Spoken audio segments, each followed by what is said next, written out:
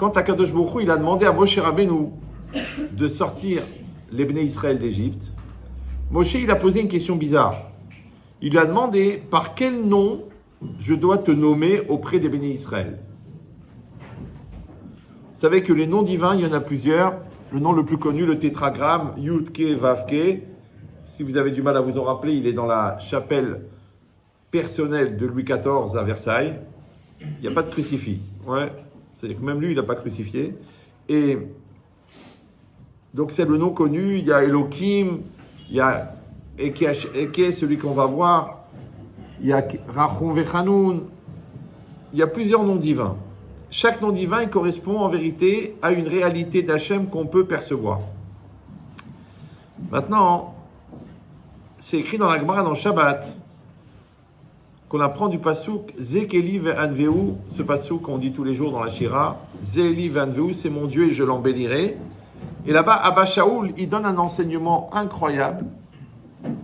Il dit que Ma'u rachum vechanoun, avte rachum vechanoun. De la même manière qu'Hachem, il est miséricordieux, alors toi aussi, tu dois être miséricordieux. En résumé, ça veut dire que l'homme, il doit tout faire pour essayer de ressembler à Dieu.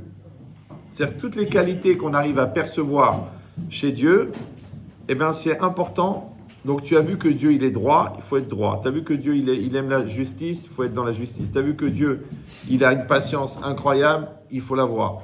Toutes les qualités qu'on arrive à percevoir, ça s'appelle Ave Domelo. C'est-à-dire qu'il y a une mitzvah d'essayer de ressembler à Dieu. Et d'un autre côté, c'est pas tellement bizarre parce qu'on sait qu'Hachem, il a créé l'homme à son image. Donc, on va voir que des qualités qu'on doit percevoir chez Hachem, alors nous aussi, entre guillemets, on doit essayer de les atteindre. Et là, il y a une qualité bizarre, c'est que le nom qu'il a donné Hachem à Moshe Rabbeinu, c'est Eye Asher Eye. Oui, on traduit littéralement « Je serai celui que je serai ». Alors, il y a une discussion dans les commentaires. Est-ce que ce nom, c'est un nom divin ou non? Parce que c'est la seule fois où il apparaît, d'accord? Il y en a qui disent qu'il a la Kedusha, donc on l'appelle, on dit Eke Asher Eke, on le déforme, comme on dit Elohim. Ouais. Il y en a qui disent que non, il n'a pas la Kedusha de Hachem. Mais en tout cas, le Sforno là-bas, il donne une explication extraordinaire. Vous entendez bien là-bas au fond? Vous entendez bien? On verra les cas personnels après. Il dit, regardez la traduction. Au début, c'est un petit peu... Après, on va détendre après l'atmosphère. Mais au départ, il faut que vous compreniez que c'est quelque chose d'important.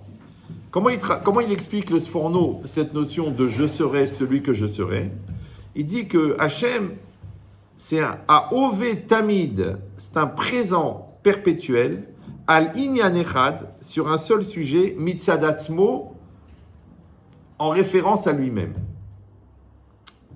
Alors, pour pas que vous vous endormiez, je vais vous dire tout de suite la traduction en français. Ça s'appelle en français la perpétuité existentielle. Vous savez que le mot ové en hébreu veut dire le verbe être.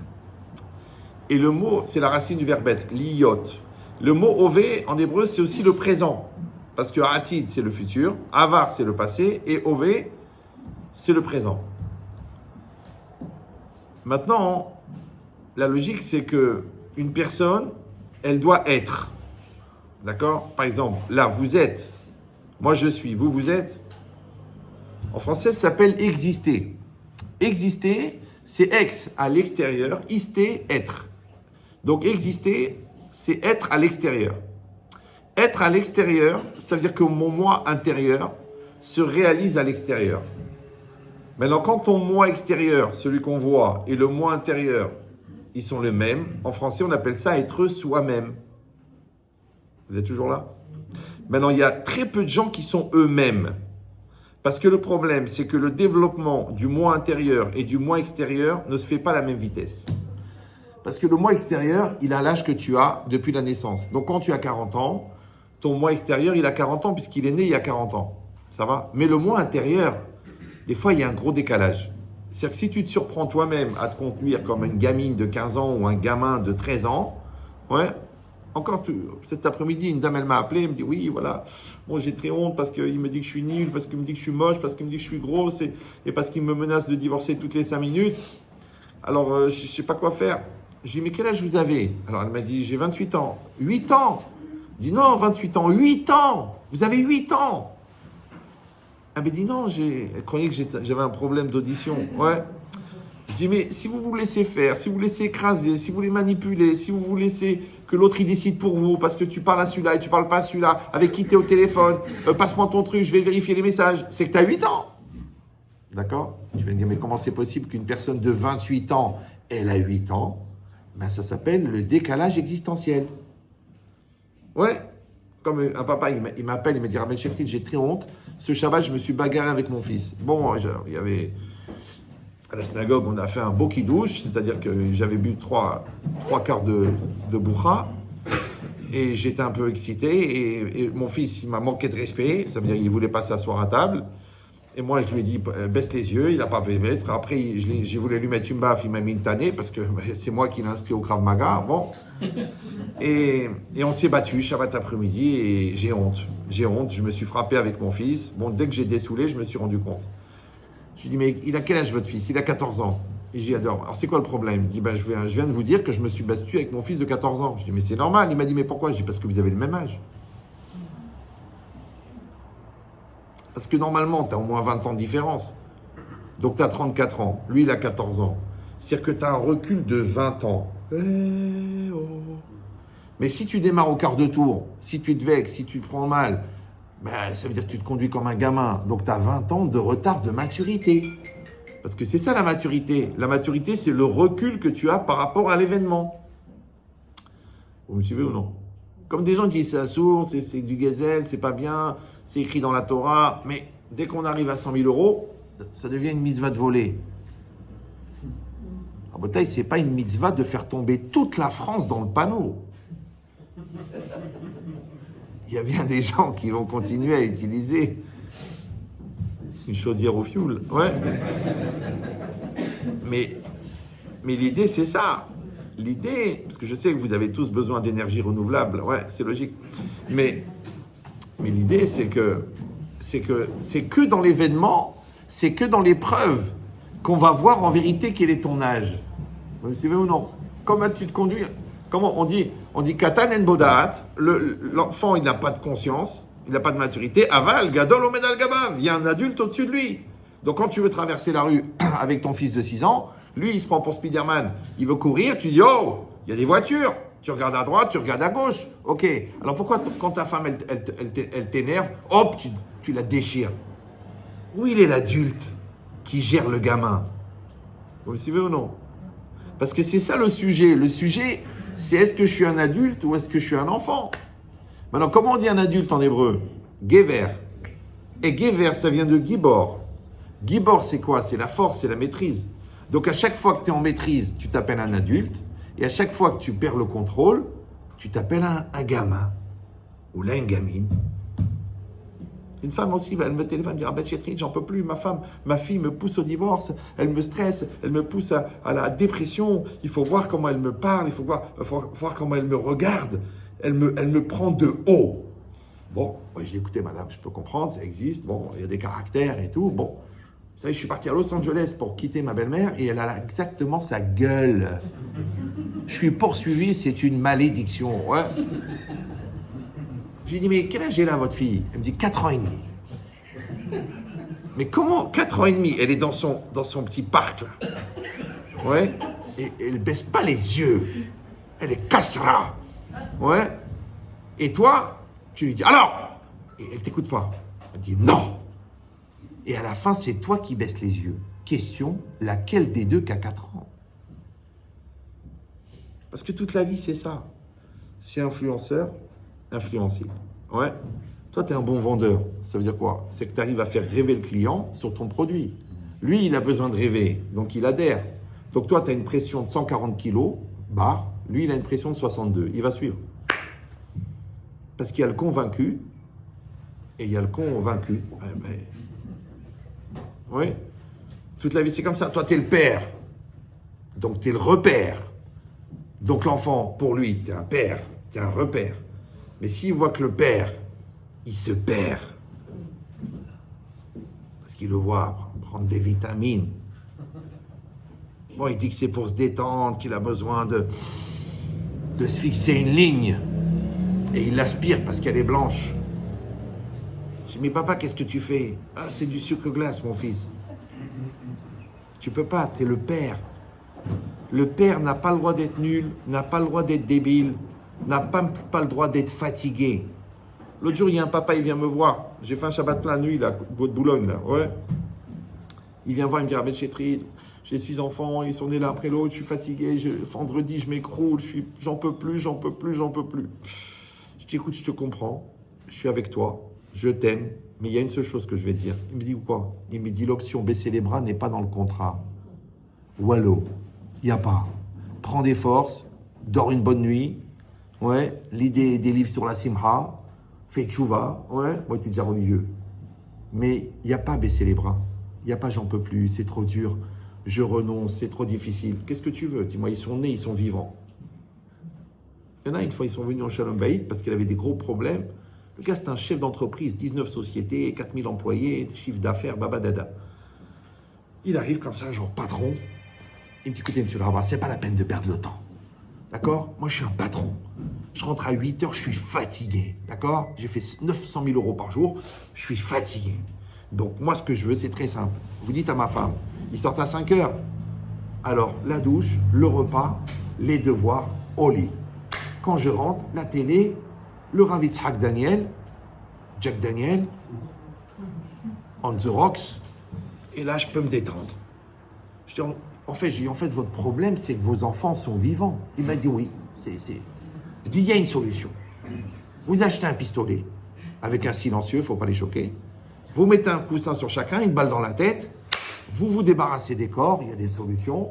Ouais, surtout que vous êtes dans la viande à hacher, d'accord? Regardez sur lauralenu.com, c'est rapporté là-bas. Et vous gardez une photo de chacun. Et vous la mettez sur la cheminée. Et le soir, quand vous rentrez, vous les regardez, vous dites, ils sont sages comme des images. Il m'a dit, mais vous êtes un fou. Je dis, oui. Je dis, mais moi, je parle, mais vous vivez comme ça. Parce qu'ils font du bruit, parce qu'ils vous saoulent, parce que vous n'avez pas la tête, parce que vous n'avez pas que ça à faire. Alors, entre les maris qui veulent rester célibataires après le mariage, ouais, et les papas qui veulent rester sans enfants après que les enfants sont nés, parce qu'ils veulent un gosse tous les ans, ils rentrent à la synagogue, hack, ferme-la, toi, tac, tac, des filles, d'accord? Bon. Et après, pour assumer, il n'y a plus personne. Je dis, mais comment tu gères 600 employés, tu ne peux pas gérer 3 enfants le dimanche après-midi? Ah, il me prend de la tête, il me saoule, il crie, il parle, il me pose des questions, ben c'est bien, tu aurais pu avoir un autiste, celui-là il est intelligent. Ah, Botaï, c'est pas shoot. Que le vrai problème, c'est que tu n'es pas adapté. Ouais. Toi, tu me dis, oui, mais une dame aussi, elle m'appelle, elle me dit, Rabbi Chetrid, je suis très contrarié. Je dis, mais qu'est-ce qui se passe? Moi, j'ai cru, elle a perdu un enfant. Elle me dit, voilà, j'ai la Brit Mila demain et j'arrive pas à trouver le rouge à ongles qui va avec mon sac Chanel.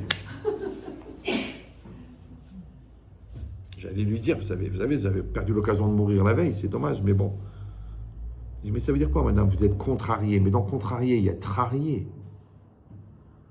Premièrement. Deuxièmement, je dis, vous avez, sur 4 filles, vous en avez 3 anorexiques. Votre problème, c'est le rouge à ongles.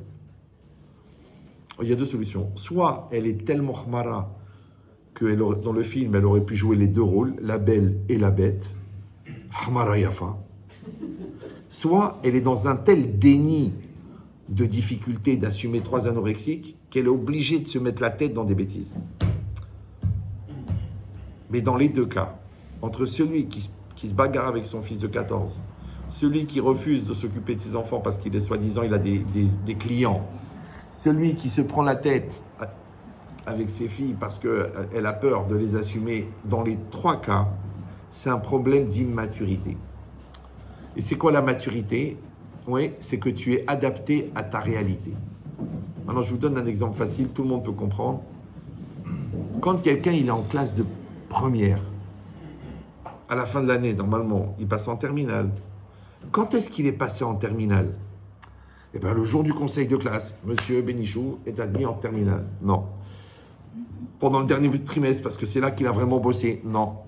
Donc, en fait, quand est-ce qu'il est devenu un élève de terminale? Pendant toute l'année de première. Parce qu'il y avait un programme de première, il y avait le cours de première, il y avait les exercices en classe sur le cours de première. Il y avait l'interro sur le cours, ouais, et chaque étape, elle lui a donné plus de maturité dans la matière qu'il a étudiée avec ce professeur. Eh bien, la vie, c'est facile. La vie, l'école, c'est la vie. Le proviseur, c'est Hachem. Le programme, c'est la Torah. Les partenaires que tu vas rencontrer, c'est les professeurs. Ouais. Le Yetzer Hara, c'est le professeur de travaux pratiques. C'est lui qui donne les exercices pour que tu grandisses. Et les examens, les interros, c'est toutes les épreuves que tu as dans la vie. C'est qu'à chaque fois qu'il y a une réalité qui se présente à toi, si tu crois en Dieu, si tu ne crois pas, il vaut mieux habiter un étage élevé. Mais si tu crois en Dieu, chaque réalité, c'est une proposition d'exister. Vous savez ou non? On a dit que exister, c'est être à l'extérieur. En hébreu, ça s'appelle la tset mina koach el hapoal, passer du potentiel au réel. Or, il faut savoir que quand j'ai une épreuve devant moi, encore une fois, on dit épreuve, mais nous, on dit opportunité. D'accord? Par exemple, je vous donne un exemple. Je rencontre quelqu'un qui m'énerve. Bon, c'est normal puisqu'il est énervant. Et comme il est énervant, moi, je suis énervé. Ça va? Mais d'un autre côté, l'occasion de s'énerver, c'est aussi l'opportunité de travailler la patience. Vous êtes toujours là? C'est comme si vous allez par exemple dans une... J'ai entendu des gens qui parlaient de la musculation, là, juste avant. Vous savez que la musculation, c'est de porter des haltères. Mais l'haltère a un défaut, c'est qu'elle pèse. D'accord? Maintenant, quand tu prends l'haltère, tu sens que ça fait mal. Et tu sais pourquoi ça fait mal? Parce que ça t'oblige à faire un effort. Et l'effort, il va éliminer les toxines cumulées par le non-effort. Et les courbatures, c'est la résultante du cumul des toxines non éliminées. C'est pour ça que pendant la première semaine de muscule, t'as mal partout. Et après, ça passe. Vous me suivez ou non? Maintenant, réfléchis. Le poids, c'est quoi? C'est le poids de la vie. D'accord? Maintenant, tu as une contrariété avec ta femme, avec ton mari, avec tes enfants, avec un client. Tu as deux solutions. Soit tu vas assumer et tu vas dire, allez, on y va. C'est moi le patron, c'est moi le vendeur, c'est moi le mari, c'est moi la maman, c'est moi le père, c'est mon fils, c'est l'école de mon fils, donc je vais assumer. Quand j'assume, en fait, je prends le poids. Ouais. Évidemment que ça fait mal, mais c'est la seule manière de grandir. C'est-à-dire qu'à chaque fois que tu assumes, la résonance, c'est la maturité. Ça va? Donc comment tu passes de l'âge de 14 à 15 ans? Parce que pendant 14 ans, tu assumes. Comment tu passes de l'âge de 42 ans à 43 ans? Comment on passe d'un couple de gamins à un couple d'adultes? Parce qu'on assume. Ça va? Alors qu'est-ce qu'ils font les gens? Ils n'assument pas. Quand quelqu'un il fait une bêtise, quand il a fait une bêtise, c'est quoi? C'est qu'en fait, il a raté une opportunité. Il y avait une proposition. Par exemple, souvent les hommes, ils adorent les religieuses. Dès qu'ils voient une religieuse, ils deviennent fous. Il a une femme très belle, très sexy, très sensuelle, mais quand il voit une religieuse, il devient fou. Ouais, les religieuses, les gâteaux, les religieuses. Oh, vous avez l'esprit mal tourné. Hein. Vous avez réagi comme des éclairs. C'est normal, vous êtes la crème de Neuilly. Ouais. Mais l'idée, c'est quoi? Il y a une épreuve devant toi. C'est comme la souris, quand elle sort du trou, elle voit le fromage. Un beau fromage, frais, bien coupé, bien carré. Normalement, elle trouve de la chlasse jetée par terre, pourrie. Et là, jamais elle se dit, mais qu'est-ce qu'il fait ici, ce fromage? Eh bien, comme une khmara, elle mord et tac, sur la gueule. Ouais, toi, ta femme, ça fait 6 mois qu'elle est nida. Il y a la nouvelle stagiaire. Bon, on va pas dire son nom, c'est la Shonara, mais son prénom, c'est Mzroba. Elle vient, elle est très mal habillée. Elle est très ouverte d'un peu partout. Ouais. Elle te dit, ah, monsieur Chichportiche, oh là là, mais oh, comment ça vous va bien? Oh là, vous êtes magnifique. Oh, quelle intelligence, quelle force de gestion. Et ta femme, elle a attrapé une maladie qui s'appelle le mshun. Elle est une shunfa de haut vol. C'est-à-dire qu'elle fait un compliment tous les 8 ans. Une déclaration par an d'impôt. Ouais. Regarde l'épreuve. T'as la mshunfa, 6 mois de nida, et l'autre, buffet campagnard, gratuit. Servez-vous, elle écoute France Ninfo toute la journée. tu dis c'est une épreuve. Alors il y a des brels, qu'est-ce qu'ils disent? Waouh! Attends, c'est trop beau. L'autre, elle est, je peux même pas m'approcher. Et l'autre, elle est, servez-vous. C'est Mina Shamaim. Alors qu'en fait, c'est Mina Satanim. Vous le savez ou non? Mais c'est une épreuve. Alors qu'est-ce que tu fais maintenant? L'autre, il est dentiste. Il est en train de soigner Madame Blanchard. Ouais. Elle est à moitié sourde. C'est la veuve du colonel. Bon, elle a une rente de 250 000 euros par mois. Il lui dit, Madame Blanchard, on va être obligé de faire les trois du fond. Il n'y a pas de problème. Il dit, mais vous savez, c'est 300 000. Alors elle dit, non, elle dit, c'est 30 000. 30 000. Alors elle dit 30 000, ancien ou nouveau? Elle est très vieille. Elle leur dit, alors c'est 300 000 euros. Il dit, écoutez, je vois pas bien si vous pouvez remplir le chèque. Le mec, il appelle la secrétaire, il dit, prenez-moi un aller simple pour Tel Aviv. Je vais prendre 300 000 sur une dent. Ouais. C'est une épreuve. C'est une épreuve. Ton fils, t'as payé 4 000 euros de scolarité, il a rien foutu. Les cahiers, ils sont tout neufs. T'as des nerfs qui te montent, tu dis, il va mourir ce soir. T'as déjà la croix, t'as déjà les clous, t'as déjà le marteau. Non, il paraît quand le père, il est en colère. C'est pas grave. J'ai besoin des blagues pour savoir si vous suivez. Je suis limite déçu. Ça doit être la moyenne d'âge. Alors, donc je recommence. Ton fils, il est là, il t'énerve. Ouais. Ta femme, elle te contredit. Ton beau-père, il te contrarie. Le client, il te saoule. Le banquier, il t'appelle. Encore une fois, si vous croyez en Dieu, toutes ces réalités-là, ouais, elles sont adaptées. C'est ça la Emouna. La Emouna, c'est pas seulement de manger cachère et de faire Shabbat, de se couvrir la tête. Mais c'est évident puisque tu es juif. Tu vois bien que ton père, à 8 jours, a coupé court à la discussion. Puisqu'il te l'a mis là. Ouais. Non, la Emouna, écoutez bien ce que je vous dis. Hein. Même si vous retenez que ça sera bien. La Emouna, c'est d'accepter que la réalité qui est en face de toi, elle est adaptée à toi. Il n'y a pas d'erreur. Donc, c'est pas la peine de dire « Oh là là, mais d'où ça vient? Comment c'est possible? Ah, mais c'est pas vrai, mais c'est pas vrai. Ah, je me suis marié trop vite, les enfants, on n'en voulait pas. Le truc, l'appartement, c'est pas ça. La parnassa, c'est pas un truc. » Il n'y a pas, Yashbeb, il n'y a pas. Même Albert Einstein, dont on n'a jamais retrouvé les téphilines, puisqu'il n'en avait pas, il a dit « Dieu ne joue pas au dé ». Je traduis pour les gens qui pratiquent le cerf-volant, qui écoutent trop régulièrement le Rav Cyril, très connu hein, dans les bas-fonds. Ouais. Sa femme, elle adorait mes cours, mais il a divorcé. Dommage, il a raté la bonne. Ouais. Mais l'idée, c'est quoi? C'est que il n'y a pas d'erreur. C'est ton corps, c'est ta vie, c'est tes enfants, c'est ta ville, c'est ton bâtiment, c'est ton voisin, c'est ton ami, c'est ton ennemi, c'est ta belle-mère. Ah, je l'ai déjà dit. D'accord? Donc, il n'y a pas d'erreur. La question, elle est de savoir qu'est-ce que tu vas faire avec. Parce que c'est ton mari. Tu dis, ah ben, il y a des gens qui divorcent. Oui, c'est vrai. Moi, je vous donne un secret. Hein. Moi, je n'ai pas votre expérience. Moi, j'ai eu à peu près 35 000 couples dans ma vie. J'ai arrêté d'ailleurs. C'est trop fatigant d'être mature pour des gens immatures. Mais je peux vous dire que les 3/4 des gens qui divorcent ne sont pas mariés. Ils ont fait la synagogue, mais ils ne sont pas mariés. Ouais, ils confondent cohabiter avec coexister. Comment tu sais que tu es marié avec quelqu'un? Tu sais comment? Quand tu changes pour l'autre. Si tu ne changes pas, c'est que tu n'es pas marié. On est là à côté de l'autre, on fait un certain moment, la route en parallèle. Il y a des gens comme ça s'appellent les psychorigides. Des spécialistes en maroquinerie d'ailleurs. Le travail du cuir, mais dur. Le cuir épais.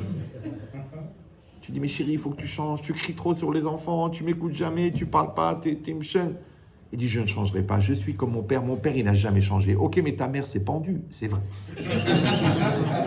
Ça, c'est factuel, ça, tu es obligé de reconnaître. Ça veut dire quoi? La Emouna, c'est d'accepter, la croyance, c'est d'accepter que la réalité qui est en face de moi est adaptée à moi. Maintenant, le bon Dieu, avant que tu viennes au monde, il a déjà un programme de ce que tu peux devenir en potentiel. Et pour cela, il va te donner les exercices. Maintenant, évidemment, vous avez compris qu'il faut connaître le programme et il faut faire les exercices. Alors, qu'est-ce qu'ils font les 3/4 des gens? Ouais, ils pensent qu'ils ne sont pas concernés. Parce que c'est frustrant d'être le con cerné. Donc, qu'est-ce qu'ils vont faire? Ils vont faire un transfert de responsabilité et de culpabilité sur l'autre. Ah ben, c'est de ta faute. Ah ben, c'est toi. Ah ben, pourquoi on est en retard? Pourquoi les valises, elles pèsent toujours 32 kilos alors que c'est marqué 23? T'es dyslexique ou quoi? 32, 23? Toujours pas de réaction. Bon. À Botaï, écoutez bien ce que je vous dis, mais c'est violent. C'est très violent. Vous êtes solide psychologiquement, vous êtes fragile. Solide? Oui. Mais c'est violent. Je vous aime, je vous aime. Je vous donne que des clés de vie. Je vais essayer. Moi, mon projet, c'est pas de faire des conférences. Moi, j'ai pas besoin de ça. Non, moi, mon projet, c'est de vous faire gagner 10 ans de maturité en 1h15. Si vous êtes avec moi, si vous jouez le jeu, on va le faire. Moi, j'ai plein de psys qui m'appellent, qui me disent, vous allez nous foutre au chômage. Mais il faut jouer le jeu. Mais si vous faites comme vous êtes en train de faire maintenant, que quand je vous parle à vous, vous pensez à quelqu'un d'autre, c'est-à-dire que même là, que je vous tends la main pour vous aider à grandir, vous dites, mais attends, mais heureusement qu'elle est là, tout le cours il est pour elle. Mais ça c'est mon mari, ça c'est Mina Shamaïm, il parle pour toi, écoute, Yahmar, écoute. Alors faites-moi plaisir. Bémet, faites-moi plaisir. Quand je vous parle, écoutez pour vous. Parce que si vous passez votre vie à penser que c'est l'autre qui est concerné, donc vous ne pourrez jamais avoir le retour, parce qu'on a dit que la résonance d'assumer, ça crée la maturité. Mais si je pense que c'est pas moi le concerné, donc automatiquement, je ne peux pas grandir. C'est pour ça qu'on arrive à des gens de 40 ans qui ont 20 ans d'âge mental. Des gens qui n'assument pas, des gens qui pleurent, des gens qui s'échappent, des gens qui s'esquivent, des gens qui créent des vraies solutions pour les faux problèmes, des gens qui ne font pas d'efforts. Moi, je dis cette phrase souvent, vous pouvez la prendre par cœur ou la tatouer dans le dos de votre mari. Je suis stupéfait des gens qui s'étonnent des résultats non obtenus sur les efforts non fournis. Vous comprenez ce que je dis ou non? Moi, je n'ai pas fait d'études de psychologie, la vérité. J'ai soigné des psychiatres, mais je n'ai pas fait d'études. Ouais. D'abord, ce n'est pas une science exacte. Puis après, il faut toujours s'interroger pourquoi le mec il a choisi ces études-là. Il peut être vétérinaire. Comme ça, il aurait rejoint ses semblables. Non, pas du tout, il a voulu faire ça. Oui? Donc, je vous donne la logique. C'est que quand quelqu'un systématiquement accuse l'autre de l'origine de ses problèmes, ça veut dire qu'il n'y a personne à l'intérieur pour assumer. Vous comprenez ce que je dis ou non? Parce que vous savez que le mot personne en français veut dire personne et personne. Donc si tu n'as pas tout fait pour devenir une personne, personnellement, avec une personnalité, tu vas être personne. En hébreu, c'est pareil. Le mot ani, il veut dire le je, il veut dire la personne. Mais ça s'écrit Aleph Nun Yud. Mais les mêmes lettres, ça forme le mot Aleph Yud Nun. Aïn. Aïn, N, c'est le néant. Donc le mot ani et le mot Aïn, c'est les mêmes lettres. Donc dans la vie, tu peux être personne, tu peux être personne. Ça va? Maintenant, sache-le, que quand tu vas voir un tzaddik, il est une très grande personne. C'est pour ça que tu ne peux pas le regarder dans les yeux. Tu sais pourquoi? Parce qu'il existe trop. Mais il y a des gens, quand tu les regardes dans les yeux, tu sens rien. Parce qu'il n'y a personne en face de toi. Une fois, une femme, elle m'a dit, mais Ramen Chetrit, moi, mon traumatisme, ça serait d'être seul sur une île déserte. Je dis, madame, c'est impossible, puisque quand vous arrivez sur l'île, l'île n'est plus déserte. Elle dit, non, mais c'est pas ça que je veux dire, mais moi j'aime bien les ambiances, le spa, le truc, les copines, le sport, le salon de thé, les soirées, les copines, les restos, Je peux pas être seul, j'ai la rama, je suis seul, je vais mourir, je peux pas. En plus, je suis claustrophobe, en plus, je supporte pas la solitude, en plus, comment je vais devenir folle d'être seul? Je dis, mais madame, alors elle me dit, alors je sais quoi? Elle me dit, mais j'ai l'angoisse d'arriver sur une île déserte, seul. Je dis, mais madame, dès que vous arrivez sur l'île déserte, l'île n'est plus déserte. Donc ça veut rien dire, je suis arrivé sur une île déserte. Elle me regarde avec des yeux, genre, il a un problème, le rabbin. Il doit avoir un petit... Il a dû subir des choses quand il était jeune. Alors je lui ai dit, écoutez-moi bien, JG, ça veut dire jeune bébé. Il y a des gens, quand ils arrivent sur une île déserte, l'île, elle est encore déserte, parce que personne n'est arrivé. Donc quand tu viens chez moi et tu me dis, je comprends pas arabe, je parle, il ne m'écoute pas. Je demande une augmentation, il ne tient même pas compte. J'envoie 14 textos, il ne me répond pas. Je l'accoste dans la rue, il passe à côté de moi, genre on dirait que je suis invisible, et je me mets à crier, c'est comme si je n'existe. C'est pas possible. En plus, il s'appelle Aïcha, la fille. Ouais. Donc l'idée, c'est ça. C'est qu'en fait, si tu t'es pas débrouillé pour être quelqu'un, tu vas être personne. Si tu es personne, tu peux pas avoir le respect dû à la personne, puisqu'il y a personne. Maintenant, les gens qui sont personnes, ils sont toujours attirés par des gens qui sont quelqu'un. C'est pour ça qu'il y a des gens qui sont de tempérament employé et des gens de tempérament patron. Maintenant, des fois, il y a des employés, quand ils disent, attends, le mec, il prend 100 000 et moi, je prends 5 000, ils se mettent patron. Mais après, ils ont une crise de gastro toute la journée. Eh oui, parce que la responsabilité, ça donne envie d'aller aux toilettes. On le dit d'ailleurs. Ah, je crois qu'on est un peu dans la merde. Bah oui, parce que tu as des épaules de vendeur, tu te mets patron. Il y en avait un comme ça, il m'appelait, il me dit, ah ben Chétri, je suis à l'aéroport, je vais partir. Je dis, c'est quoi le problème? Il dit, il y a 9 millions d'euros. Le comptable, il m'a dit, bon, qu'est-ce qu'on fait? On réinvestit, on augmente les employés, on achète des machines, qu'est-ce qu'on fait? Il dit, je sais pas, je pars à Tel Aviv. Je dis, toi, tu es un vendeur qui est devenu patron par opportunité. Il m'a dit oui. Donc, tu n'as pas les cojotes.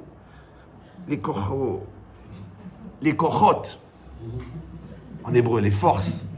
Il y a un mot en espagnol, mais bon, c'est presque le même sens. Ouais. C'est ça ton problème. Tu sais pourquoi? Parce que comme tu es passé directement d'employé à patron, tu n'as pas eu le temps de devenir patron. Comme des gens qui se marient, ils ne se marient pas. Ouais. Tous les jours, je sors, ambiance, les copains, les trucs, toute la journée sur le téléphone, la femme, tu m'aides pas, tu me trucs pas, regarde ton fils, il a une mauvaise note et tout. Arrête de me saouler, arrête. Je suis en plein milieu des feux de l'amour, c'est là que je ressens quelque chose. Il y a un match important, c'est PSG. Vous savez ce que c'est PSG, non? Les gens qui pèsent sur la gueule des autres, ouais. Tu dis, mais comment c'est possible d'être tellement incohérent? C'est très simple. Parce que tu n'es pas dans ta réalité. C'est facile. C'est ça la vie. C'est comment l'égoïsme, il appelle l'intelligence. La capacité d'adaptation. Donc c'est quoi le Brel? C'est celui qui ne s'adapte pas. Maintenant, comment on s'adapte? On a dit, mais je ne comprends pas. Alors, vous avez dit que la Mouna, c'est d'accepter que la réalité, elle est adaptée. Alors, si la réalité, elle est adaptée, ouais, alors pourquoi on doit faire des efforts? Alors, écoutez bien. Tu dois faire des efforts pour t'adapter à une réalité qui, dans l'absolu, est adaptée. C'est qu'il faut que tu t'arranges avec cette femme. Ah, mais ça ne sera pas possible. Ah, ça ne sera pas possible. Moi, je suis un excité, un khfif, et elle est Allah, un paysage algérien. Ça veut dire qu'il n'y a rien qui bouge. Une gelée de poulet. Pour que ça bouge, il faut bouger l'assiette.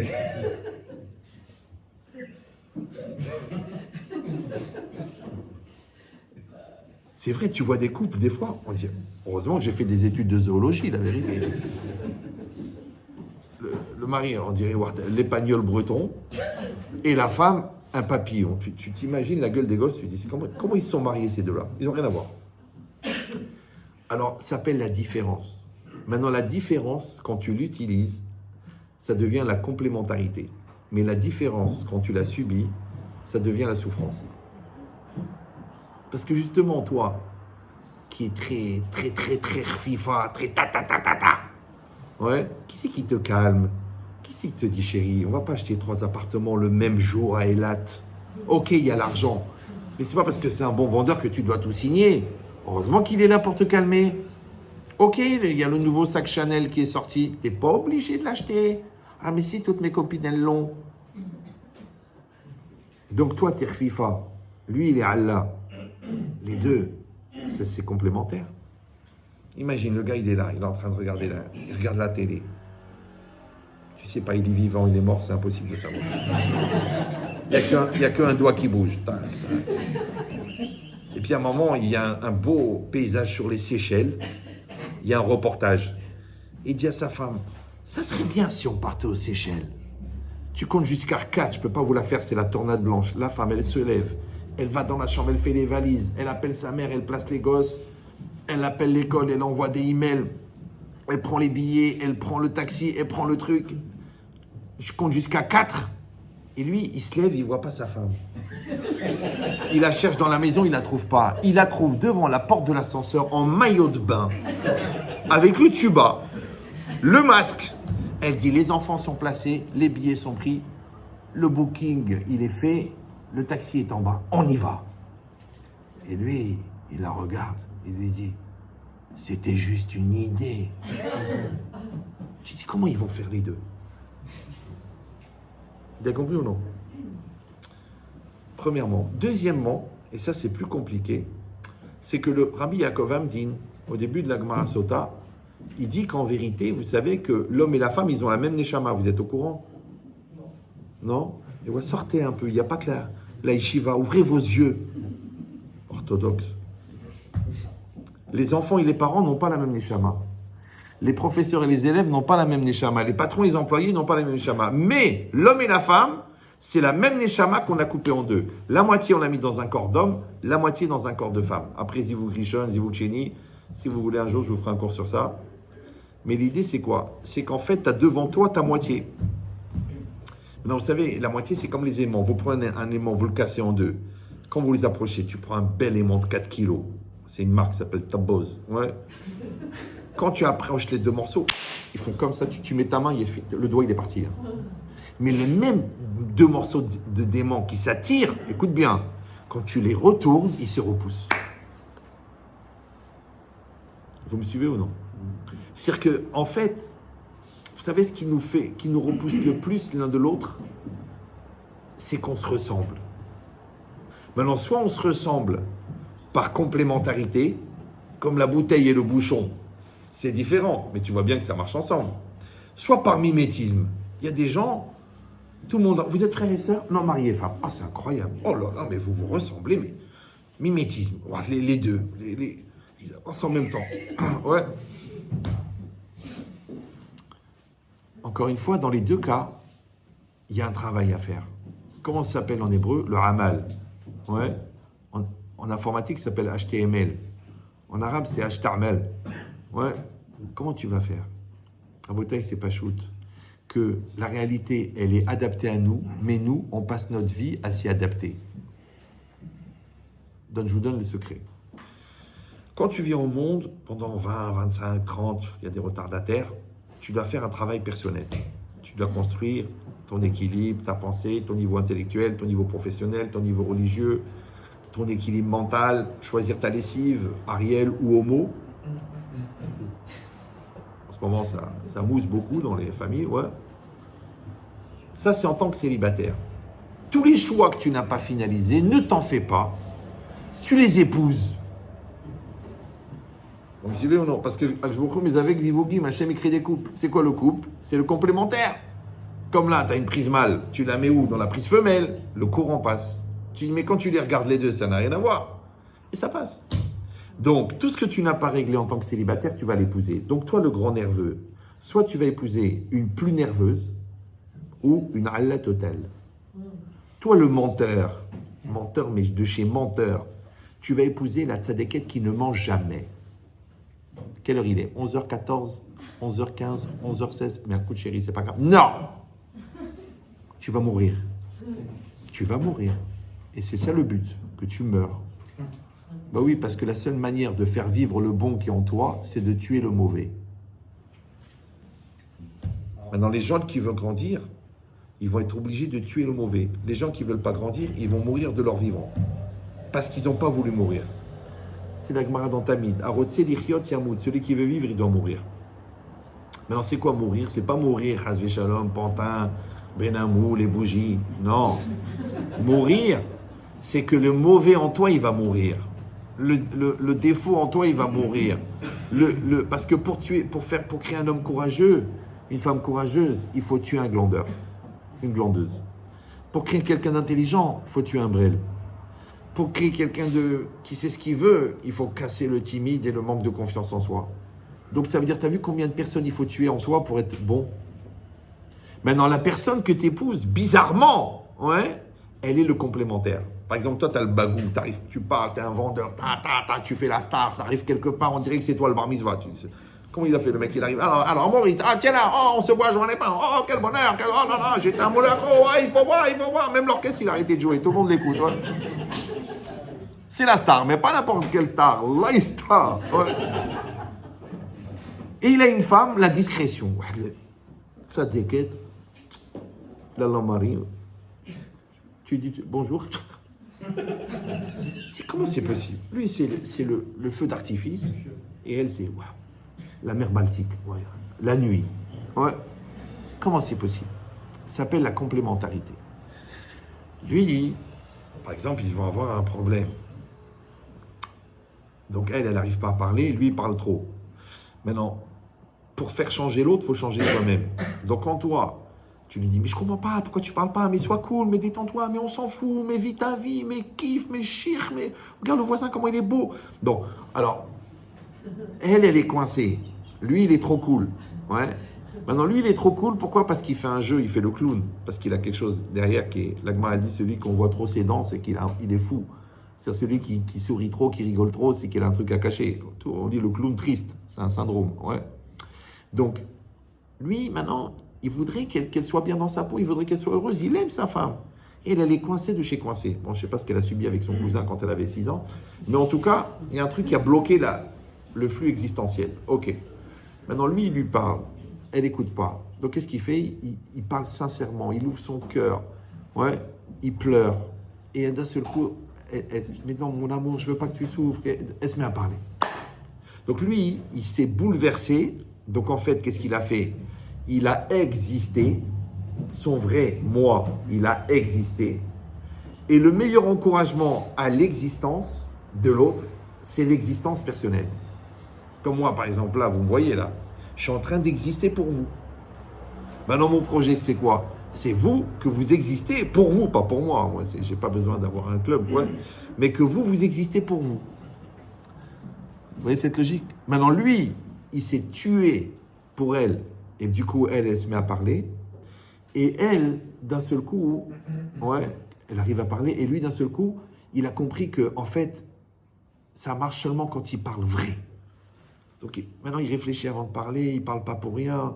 Il n'essaye pas d'enrober les choses. Il parle avec la sincérité. Il parle avec son cœur. Donc, lui, il a parlé vrai et moins, grâce à elle. Et elle s'est mise à parler tout court. Ça va? Écoutez bien ce que je vous dis. C'est expérience, ça. Ouais. Quelques années plus tard, ils ont une fille anorexique. Et la fille anorexique, elle n'arrive pas à parler. Et elle n'a aucune confiance en elle. Ça va? Donc, comment ils vont l'aider? C'est leur union, leur harmonie de couple qui va apporter au masculin et au féminin ce que la fille elle a besoin pour s'en sortir. Tu vas dire, mais d'où elle sort? Là, c'est la deuxième chose violente que je vais vous dire. Mais c'est très violent. C'est que l'enfant, il est conçu à partir de la semence. Vous êtes au courant?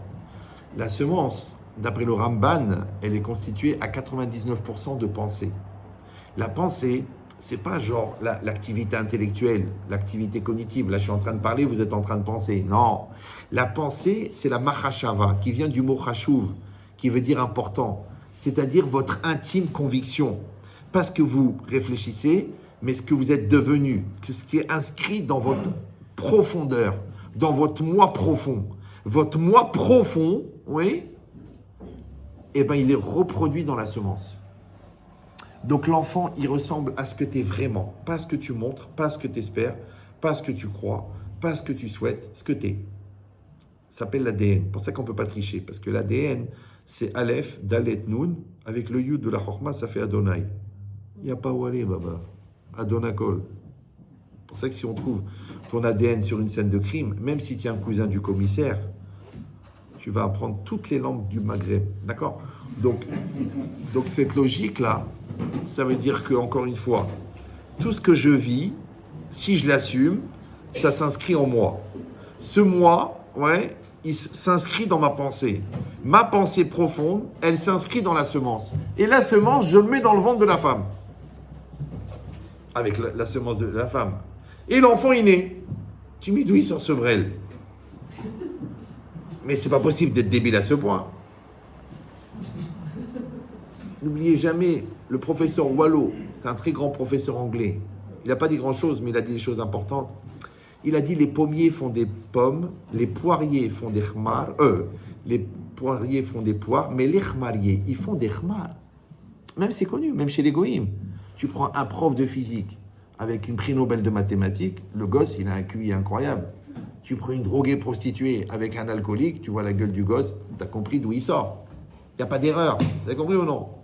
Ça veut dire que quand j'évolue personnellement, j'évolue en même temps au niveau de mon couple et en même temps, j'évolue au niveau de mes enfants. Parce que l'enfant, je rappelle, ça peut pas être autre chose que le fruit de ta personne. Donc quand la Torah elle te dit travaille tes midotes, évolue, remets-toi en cause, change, grandis, purifie-toi, sanctifie-toi. Toi tu dis arrête, laisse tomber, allez j'en ai à treuf. Et c'est dommage. Pourquoi? Parce que pourquoi tu es devenu nul? Bah tu dis c'est l'opportunité qui fait le larron, ouais. Mais c'est quoi? Tu dis je me suis énervé parce que j'ai rencontré quelqu'un d'énervant, j'ai volé parce que je suis tombé sur un pigeon, un brel, ouais. J'ai manipulé parce que l'autre il était manipulable. Mais JH2, ça veut dire jeune khamar au carré. Ces mêmes occasions d'être un rachat, c'était des occasions d'être un tzaddik. Cette occasion d'être un pervers narcissique, c'était l'occasion d'être le décapsuleur de potentiel d'évolution de ton conjoint. Vous me suivez ou non? C'est la même situation. Mais tu peux faire du bien avec ou tu peux faire du mal.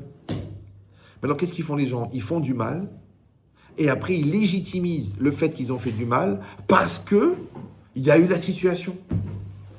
Comme les amis, vous savez, Ramed Chetrit, moi je suis pas quelqu'un de nerveux, je suis pas nerveux, mais il faut pas m'énerver. Et quand on m'énerve, je m'énerve et c'est légitime. Écoute, je suis très très heureux, au Hachem, de voir que c'est d'une logique implacable pour un khmar de haut niveau. Écoute-moi bien, si tu pratiques la nervosité, tu es de plus en plus nerveux. Si tu pratiques le mensonge au téléphone, tu es de plus en plus menteur. Si tu pratiques la drague avec les collègues de bureau, il va t'arriver un accident. Ouais. Et si tu pratiques la touma, tu vas être de plus en plus tamé.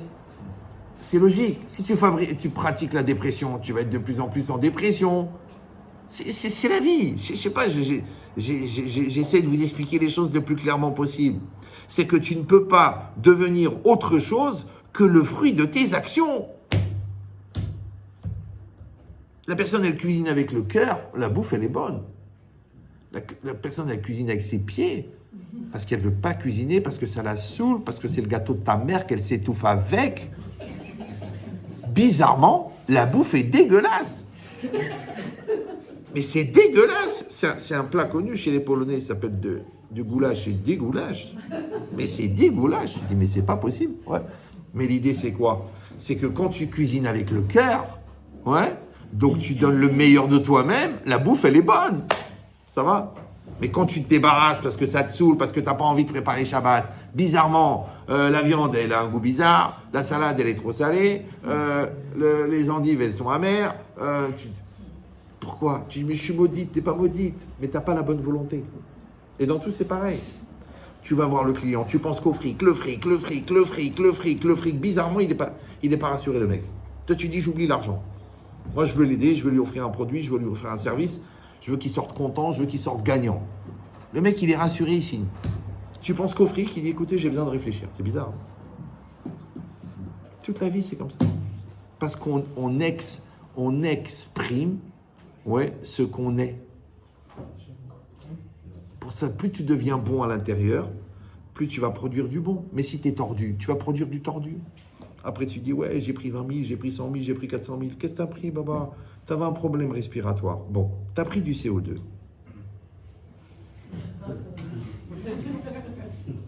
Alors, tu es bien, tu as ta villa, tu peux rien dépenser parce que tout est en cash. Tu as la bague sur la tête, tu as la mafia russe, tu peux pas sortir d'Israël. Qu'est-ce que tu as gagné, en fait? Tes enfants, grâce à Dieu, ils ont appris de toi 500 000 euros pour la LIA de Kippour. Grâce à Dieu, maintenant, ils foutent rien à l'école. Et pourquoi je vais travailler? De toute façon, moi aussi, je vais devenir un escroc. Je vais Prends, c'est bien. Tu prends 6 mois de prison, tu prends 4 millions d'euros. C'est bien. Ok, mais qu'est-ce que tu vas faire maintenant? Qu'est-ce que tu vas faire? Ta femme, elle est devenue de Miss Silicone. Elle ne peut plus faire de plongée sous-marine parce qu'elle flotte. Elle est tellement gonflée que le médecin dit elle va éclater. Ne vous approchez pas des cactus, madame. Ouais. Lui, comme il n'a aucune Torah, il est très superficiel, donc il a besoin de plaisir un peu différent. Et il a les moyens. Ouais. Il a les moyens. Il a les moyens d'être un con. Et toi, tu n'as pas les moyens. Toi, un mec gentil, tu es un mec normal, tu es un bon papa, tu es une bonne maman. Et vous avez la Shekhinah à la maison, vous avez la Torah, vous avez la pureté, vous avez la finesse. Tant pis pour vous. Mais tout ça, il y a des règles. Vous savez, moi, j'ai reçu à peu près 7000 couples en consultation. Ça dure 6 heures une consultation, mais je ne le fais plus. Pas la peine de m'appeler pour prendre rendez-vous.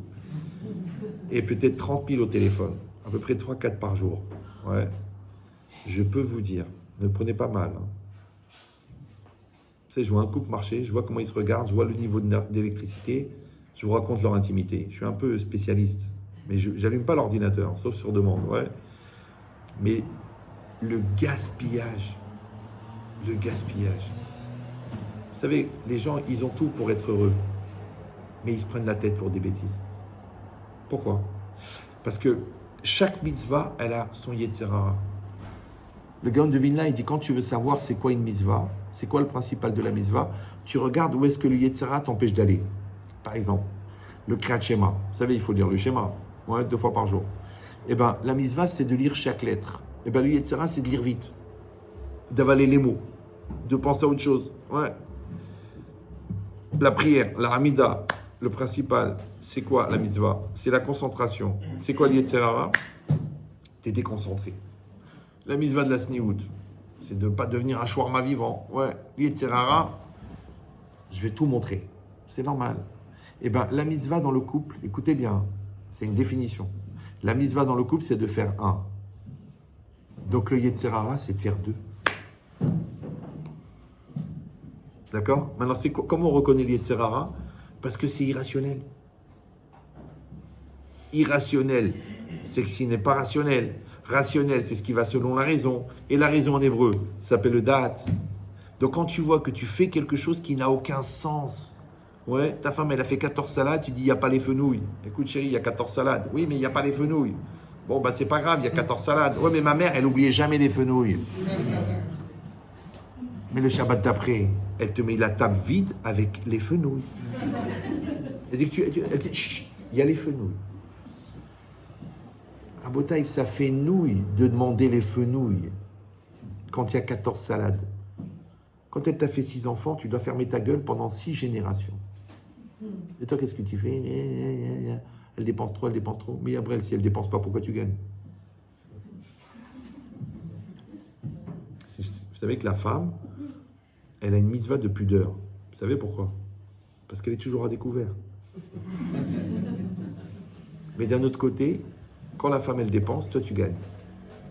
Moi, je connais des gens très, très riches. Ils sont très, très généreux. Maintenant, évidemment, il faut limiter les dégâts, puisque Shalom Bayit, c'est les mêmes lettres que carte bleue, CB. Ouais. Mais il faut savoir que la bracha, elle est là. Ce qu'elle dit la Gemara. Donc, tu votes, Asharoui blo isha, Asharoui blo bracha. Donc, il y a la bracha. Maintenant, si toi, tu étrangles, tu bloques la bracha. Comme un enfant. Si t'es nul, t'es moche, t'es bête, tu feras rien de ta vie, t'arriveras à rien. Et bien, à la fin, il est nul. Tu vois, il a fait Kibboud Avaim. Une fois, j'ai dit ça à un père. Je dis, son fils, bon, il a fait tchouva dans mes cours, il a fait sa thérapie, il est devenu ingénieur, il est devenu Talmid Chacham. Le père, il est venu pour me remercier. Je dis, mais pourquoi vous me remerciez? J'ai fait le contraire de vous. Il dit, ah bon, j'ai pas compris. Je dis, ben vous avez tout fait pour qu'il soit nul. Bon, c'est des Ashkenazim, chez eux, j'ai mis à la critique. Ouais. Je dis, donc, vous l'avez castré mentalement, moi, je l'ai ramené à la vie. Ouais.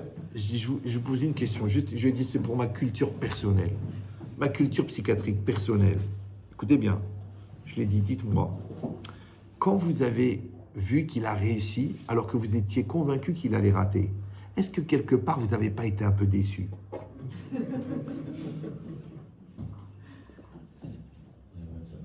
avez compris ou non? Parce que tu peux, encore une fois, toujours connaître la mitzvah en regardant le Yetzer Hara. Donc, puisque la mitzvah de l'éducation, c'est d'aider l'enfant à développer son potentiel, donc le Yetzer Hara, c'est de casser son potentiel. Comme la mitzvah dans le travail, c'est d'être honnête. Le Yetzer Hara, c'est d'être malhonnête. Toi, tu crois que t'as déchiré. Mais qu'est-ce que t'as déchiré? T'as rien déchiré du tout. Il n'y a pas de bracha dans cet argent. Les chassidim, ils disent que les enfants font des avérotes parce qu'on les nourrit avec de l'argent qui n'est pas cachère. Tu dis, oui, mais attends, 20 000, 30 000, 40 000, c'est quand même dommage.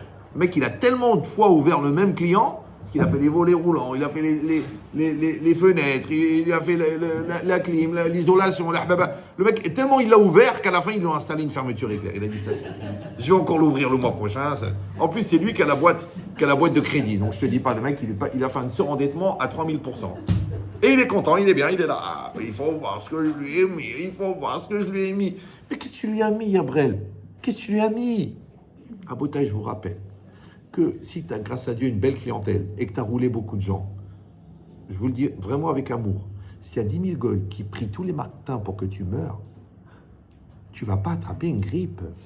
Minimum une leucémie.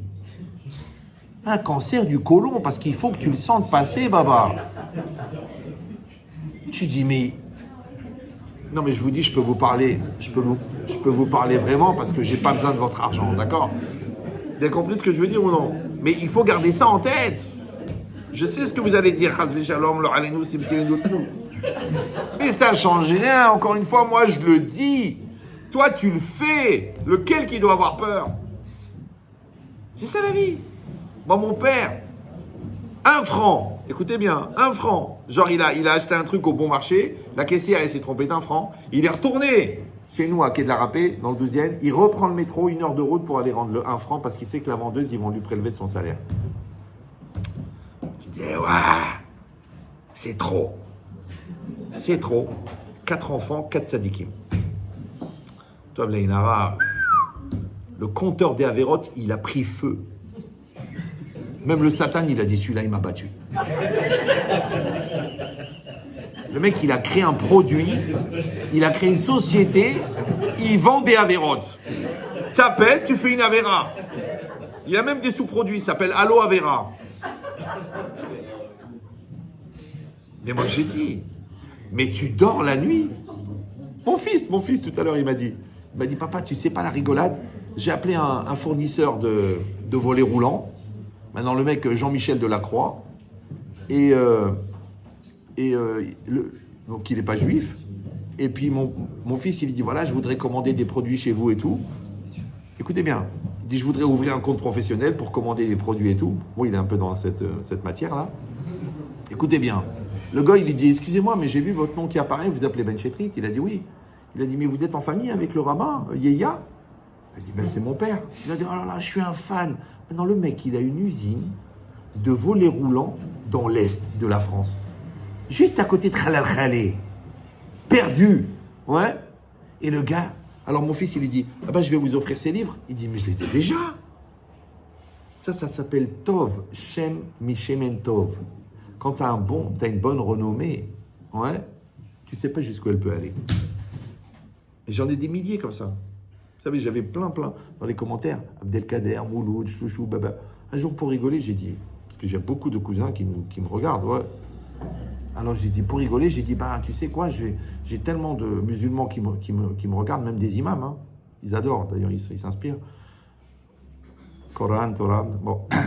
Et j'ai dit, je vais créer une mosquée. Comme ça, pour rigoler. Tu vois pas, le lendemain, je reçois un message. Monsieur le rabbin, nous sommes des centaines à vous écouter. Sachez que le jour où vous faites la mosquée, elle est pleine le jour même. La vérité, j'ai eu peur. J'ai eu peur. J'ai dit, est-ce qu'ils sont tous au courant que je suis rabbin? C'est pas grave. Mais l'idée, c'est ça. L'idée, c'est que la bracha, elle est dans le kasher. Ouais. La réussite, elle est dans la maturité. Le shalom, il est dans la coexistence, pas dans la cohabitation. L'équilibre mental, il n'est pas dans les vitamines et dans la vodka. Les mecs, ils confondent vodka et kavod. Tu les vois bourrés par terre en train de vomir, disent c'est dire votre Shabbat. Mais non, t'es un alcoolique et c'est tout. Faut dire les choses. Ouais, l'autre avant, il frappait sa femme parce qu'il était bourré. Maintenant, il la frappe parce que c'est Mila Shamaim. Il appelle ça la Teshuvah. L'autre, il fumait des joints toute la journée. Ouais, maintenant, il fume l'Irvot Shabbat. Pour bien rentrer dans le Shabbat, 6, 7. Tu sais, il a que des mois de juin dans son calendrier. Il plane à mort. Tu l'appelles, quand il te parle, tu entends. Allô, oui. Raph, je voulais vous poser. Oui. Laisse un peu d'air pour les autres, papa. Le mec, lui-même, il est devenu un mégot. Vivant. Il va revenir en Gilgoul en juin. Mais un joint de lavabo. Ouais. Peut-être c'est pas shoot. Que Hachem, dans sa grande bonté, il va nous donner des occasions, des opportunités de devenir bon. Et bon, c'est quoi? C'est Tov. Et Tov, dans le langage des Chachamim, c'est Shalem. Et Shalem, c'est complet. Maintenant, complet, ça veut dire qu'on doit devenir complet. Mais pour devenir complet, il faut d'abord accepter qu'on est incomplet. Et incomplet en hébreu, c'est quoi? C'est chasser. Et bizarrement, le Yetzer Hara, comment il s'appelle? Chasser. Chasser, c'est le manque. Donc en fait, ton Yetzer Hara, c'est tes manques. Mais tes manques de quoi? Tes manques de toi, là, t'es que le toi. Vous avez compris ou non? C'est-à-dire qu'à l'intérieur de toi, il y a le moi et le Yetzer Hara. Maintenant, si ton moi est très fort, ton Yetzer Hara est très faible. Mais si ton moi est très faible, ton Yetzer Hara est très fort. C'est pour ça que tu réagis en impulsion avec les nerfs, pour ça que tu mens facilement, c'est pour ça que tu triches, parce qu'en vérité, c'est même pas toi. La preuve, c'est que même toi, quand tu as fait cette bêtise, tu dis, excusez-moi, c'était plus fort que moi. Je n'étais pas moi-même, j'étais pris par les événements. Ouais, mais qu'est-ce qui t'arrive? Je l'attrape, je dis, mais t'es un fou. T'as 4 beaux enfants. T'as une femme magnifique. Ouais, t'as la Parnassa. Vous êtes bronzés les deux. Ça veut dire que la villa à Monaco. Qu'est-ce qui t'a pris d'aller coucher avec ta chef des stocks? 66 ans quand même. Un peu fripé. Ouais. Je lui dis, mais je comprends pas. Le mec, il était marié avec une ex-Miss Israël. C'est-à-dire, quand elle passait dans la rue, toute la rue, elle faisait comme ça. Les essuie-glaces. Je dis, qu'est-ce que t'as été? Regardez ce qu'il m'a répondu. Écoutez bien. Il dit, monsieur le rabbin, vous ne pouvez pas comprendre l'attirance qu'on peut avoir pour le sordide. Vous avez compris ou non? C'est-à-dire que le mec qui a le pire, il espère le meilleur. Mais le mec qui a le meilleur, il est attiré par le pire. Il veut de la khara. Il veut de la khara. Ouais. Mais le problème, c'est que ça formate la khara. J'avais comme ça un petit jeune à 32 ans, à Tel Aviv, une belle boîte de Forex. Bon, il essayait de percer, donc il avait besoin d'un Forex. Écoutez ça, il m'a dit, Rabben Chetrit, voilà, j'ai un problème, je suis marié depuis 2 mois, j'ai épousé une beauté, il me sort la photo, je lui dis, tourne ta truc, je vais avoir un choc. Ouais. Une beauté, 22 ans, religieuse, Chabad, ouais, très très sérieuse, et lui il a 32 ans. Il m'a dit, Rabben Chetrit, je vous dis la vérité, on n'a pas consommé depuis le soir du mariage. Elle est là devant moi, en tenue d'Ève, j'ai même pas d'attirance. Qu'est-ce qui se passe? Je suis maudit, qu'est-ce que je dois faire? Je dis, tu veux la vérité ou un truc qui te fait plaisir? Alors, je demande maintenant, parce qu'ils ne sont pas toujours aptes à assumer. Je dis, c'est très simple. Tu es tellement formaté dans la Touma que tu n'es pas adapté à la Kedusha. Elle est trop pure pour toi, tu es pourri. Il me dit, ça veut dire quoi? Je dis, ton corps, ton cerveau, il est formaté. Tu sais, c'est comme quand on prend du sucre, on prend du sucre. Ouais. Après, on lui dit, j'arrête le sucre, je prends du Coca Zéro. Mais le Coca Zéro, Yabrel, c'est du sucre de remplacement. Donc, tu reçois exactement la même, mais ton cerveau, il reçoit le signal que tu as du sucre. Maintenant, quand tu vas manger un bonbon, au lieu de prendre 20 calories, tu vas prendre 200 calories. Parce que l'appétit, tu as formaté ton cerveau à continuer à chercher le sucre. Si tu vas arrêter le sucre, arrête le sucre. Arrête. Mais si tu prends du sucre de substitution, donc si toi tu prends d'une femme de substitution, tu prends des vitamines de substitution, tu prends de l'équilibre de substitution, si tu prends de l'argent de substitution, tu t'habitues. Comme tu es formaté dans l'akhra, tu n'es plus habitué au kasher. Il m'a dit, mais elle me dit, quand elle sort du mikvé, elle me dégoûte. J'ai dit, c'est normal. Toi, il te faut la prostituée. Il te faut la folle. Il faut que tu ailles faire le fou avec 3. Et c'est là que tu vois qu'elle est trans. Il me dit, mais vous êtes grave. Mais encore une fois, moi je parle, moi c'est des mots, j'ai rien fait, j'ai pété, mais toi tu vis avec un chat qui lui aussi a pété. Il s'appelle Chat GPT, ouais. D'accord. T'as compris l'idée ou non? Ça veut dire que c'est ça la religion. La religion, c'est que ça va te formater dans la sainteté. Mais sinon, c'est pas grave. Tu vas te formater dans la Touma. Oh, je rappelle que Touma, en hébreu, c'est l'impureté. C'est les mêmes lettres que Atum. Atum, c'est bouché. Donc attention, parce que les choix que tu fais, ils t'engagent. Donc quand tu t'engages dans l'impureté, l'impureté, elle bouche les canaux. Donc c'est plus dur de revenir. C'est plus dur de dire la vérité quand tu mens toute la journée. C'est plus dur d'être sincère quand tu embrouilles tout le temps. Ouais, c'est ça la vie. Donc en vérité, c'est ce qu'il dit, la Gemara, dans Brachot, elle dit Shne drachim lifnei ben adam. Il y a 2 chemins devant l'homme, le bien et le mal. Ouais. Et qu'est-ce qui reste à l'homme? La volonté. Ou la volonté de faire le bien, ou la volonté de faire le mal. Alors ils expliquent les commentaires. Le chemin du bien, il existe. Vous avez compris ou non? Il existe. Le chemin du bien, le bon business, cachère, avec les vrais collaborateurs, le bon financement, le bon produit, avec les bons clients, avec la bracha de ça, et la bracha dans la maison, et de quoi payer les choses, et tous les bar mitzvot, les mariages, et tout se fait dans la facilité, ça existe. Il y a un chemin. Il y a l'autre chemin. Il existe. Les embrouilles, les magouilles, les fausses factures, la grand-mère, tu l'as mis gérante, elle est morte à Djerba en 44, ouais. Ton beau-frère, tu l'as mis sur la tête, tu as ouvert le compte au nom de la sœur, tu as fait une association, tu fais des factures. Tu n'as pas le droit sur l'association, le produit, tu le payes plus tard. Dès que tu arrives à l'échéance de 90 jours, tu déposes le bilan. Le concours, mais il faut enlever le cours. Ouais. Eh ben, les 2 chemins existent. Alors que les gens, encore une fois, ils croient que c'est une opportunité. Tu te rends compte, je suis arrivé, le mec, il ne comprenait rien, je l'ai embrouillé, je l'ai pris, je l'ai déchiré. Mais Yabrel, il va t'emmener au Guéhinam. L'autre, la folle. Ouais. Tu dis, attends, ma femme, elle n'est pas bien, elle n'est pas là, elle est truc, elle est avec les gosses. Et l'autre, elle est venue, elle m'a fait des clins d'œil, elle m'a fait. Mais tu n'as pas compris. C'est la Touma en bouteille. Hachem, il t'a envoyé une sadéquette et toi, tu as été attrapé le sida. Mais t'es honte ou quoi? Ouais, mais tu comprends, je me suis pas protégé. Mais Yabrel, avant de protéger le bas, faut protéger le haut déjà. Pas que ta tête, il faudrait que tu te mettes une capote sur la tête tellement t'es brel, toi. Ouais. T'as compris l'idée ou non? C'est ça le problème. Donc la halacha, la kedusha, la mezouza, le mikvé, l'étude de la Torah, les dons, ouais, au Chabad. Mais c'est ça qui te protège. Mais ça te protège. Rabota, il y a un igloo. Vous avez vu l'igloo ou non? Vous êtes en... Le pôle Nord. C'est commencé, il est tout blanc, il n'y a rien. Il y a un vent, il fait moins 64 à cause du vent. Ressenti moins 122. Tu dis, ça y est, je vais finir. Comme dit le professeur Picard, un congelé vaut mieux que Dieu tu auras. Tu dis, comment je vais faire? Alors il y a l'Esquimau, il rigole, il fait, tu vas mourir. Parce que toi, ton avion, il a été truqué, tu es allé à Miami, tu arrives en slip, tu arrives moins 64. Alors il te dit, tu vas mourir. Qu'est-ce que je dois faire? Igloo. Oui, igloo. Non, igloo. Alors il te montre, tu coupes la glace. 1 carré, 2 carrés, 3 carrés, 4 carrés. Tu fais un rond. 2e rangée, 3e rangée. À la fin, tu dis, combien il faut couper? 613. 613 cubes, ouais. Après, tu les rejoins tous, tu rentres à l'intérieur. Tu sais quoi? Il fait chaud. À Bataille, c'est pas chaud. Le monde, il est froid. Le monde, il est dangereux.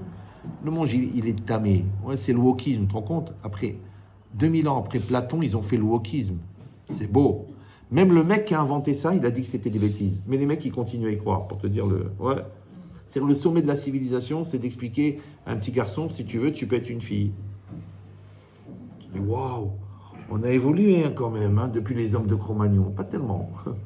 Un mec qui se prenait pour une folle, à l'époque, il prenait un coup de massue. Maintenant, on lui propose d'être maire de Paris. Ça s'appelle l'Arche de la Noé. D'accord? Donc, mais l'idée, c'est quoi? C'est que la Torah, elle te donne des clés. Regarde un truc.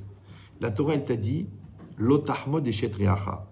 Ne convoite pas la femme de ton voisin. Ne convoite pas la maison de ton voisin. Mais tu te rends compte de combien de maladies psychiatriques elle t'a sauvé?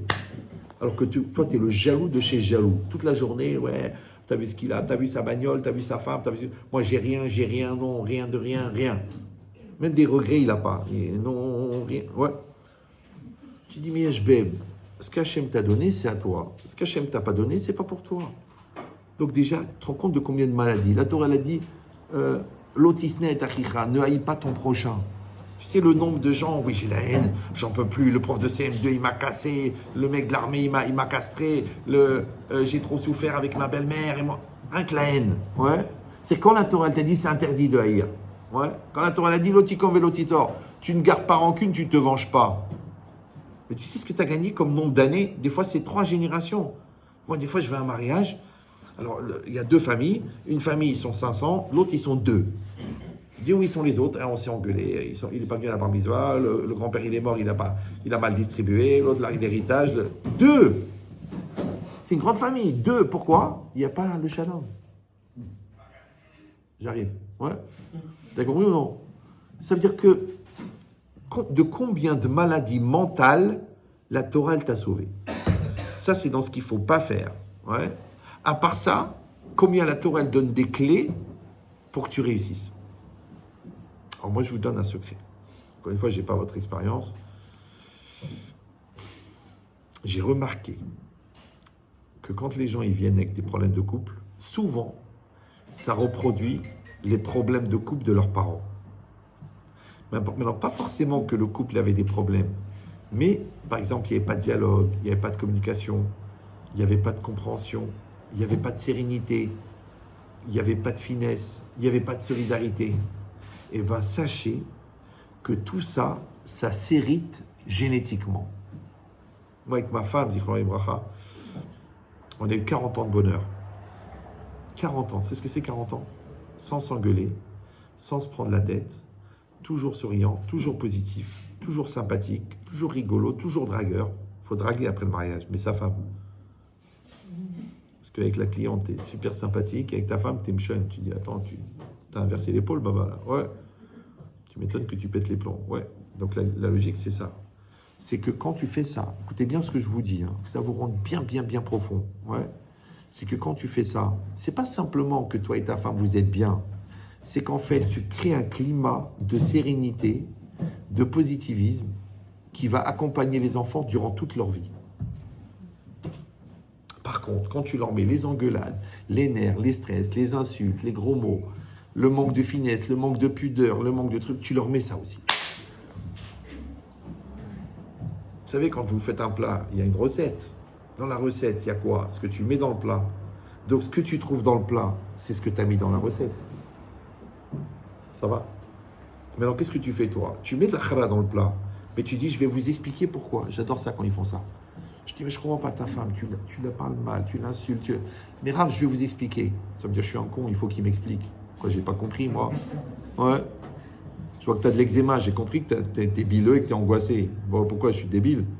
Donc toute la vie, c'est pareil. Moi, je vois la tête de ta femme, je comprends ton comportement. Je vois la tête de ton mari, je comprends ton comportement. Maintenant, qu'est-ce que tu veux, toi? Tu veux m'expliquer les conseils que le Satan il t'a donné pour détruire ton couple.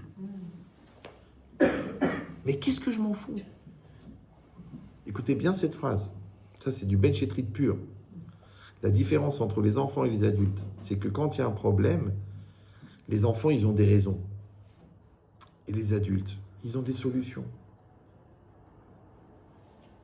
Vous comprenez ce que je dis ou... C'est qu'un jour, si Dieu veut, tu vas grandir. Tu vas comprendre qu'on s'en fout de tes raisons. Mais Rav, j'ai des raisons. On s'en fout de tes raisons. Quand tu me dis j'ai trompé ma femme parce qu'elle était Nida, c'est tout ce que tu as trouvé. Après, tu dis j'ai un très gros Yetzerara, je n'ai fait qu'obéir au Yetzerara. Eh ben, les nazis, qu'est-ce qu'ils ont dit? Je n'ai fait qu'obéir aux ordres. Donc, tu es un nazi. Sauf que toi, tu es naze et lui, il est nazi. C'est à cause de l'âge, parce que des fois, c'est l'âge qui est naze. C'est pas grave non plus. Ouais. Donc, si Dieu veut que Dieu fasse que tu deviens un adulte. Maintenant, c'est quoi être un adulte? C'est ça la teshuva. Les gens, ils croient à la teshuva. Tu achètes un chapeau, tu mets un costume noir et tu t'entraînes devant ta glace. Baruch Hashem, Eman Hashem, Odul Hashem, Baruch Hashem, Eman Hashem, Chaz Veshalom, Baruch Hashem, Odul Hashem. Et dis-moi, ça, c'est pour rendre un goy juif en 5 minutes.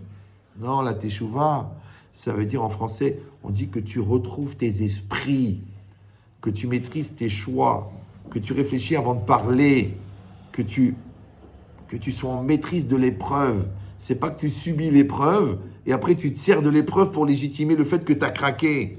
Mais savez quel âge tu as?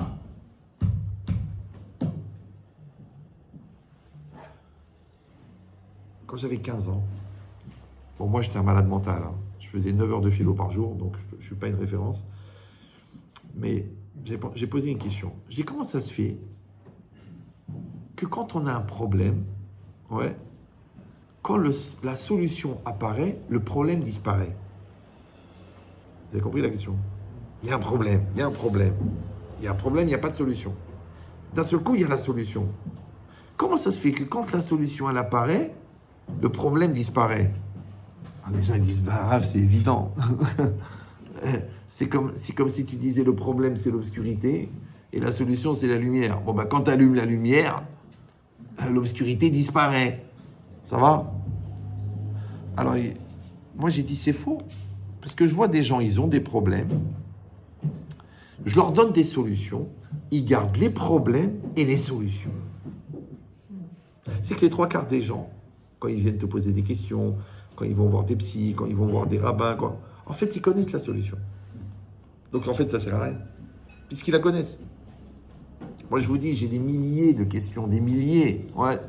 Et des questions graves. Les mecs, ils m'appellent pas, est-ce que dans les omelettes, il faut mettre des œufs? Non. Ils m'appellent, qu'est-ce que je dois faire? Mon père a touché ma fille. Je dis, bah, il faut aller à la police. Elle me dit, je peux pas. C'est quelqu'un de connu dans la communauté, ça va faire un scandale. Je dis, qu'est-ce que vous voulez, madame? Elle me dit, bah, je voudrais que vous lui expliquiez qu'elle a qu'à prendre sur elle. Je dis, mais madame, je peux pas. Si elle prend sur elle, elle va devenir une prostituée. Donc, je préfère que le grand-père, il aille en prison plutôt qu'elle, elle aille sur le trottoir. Elle me dit, mais non, elle doit prendre sur elle. Je dis, mais comment elle va faire? Elle me dit, ben, elle va faire comme moi, elle va prendre sur elle. C'est-à-dire que le père, avant de toucher la petite fille, il avait touché sa fille. Oui. Ouais, le genre de khara que je dois absorber. Heureusement que j'appuie pas sur Enter. Je ferme la Gemara et je pense à autre chose. Ouais. Mais l'idée, c'est quoi? C'est que quand il y a un problème, encore une fois, si vous croyez en Dieu, ce problème, il est adapté. Après vous allez faire l'effort de vous adapter. Maintenant, c'est quoi la solution? Pourquoi est-ce que le problème disparaît quand la solution apparaît? Le mot solution en français, il veut dire la solution au problème, la résolution. Ouais.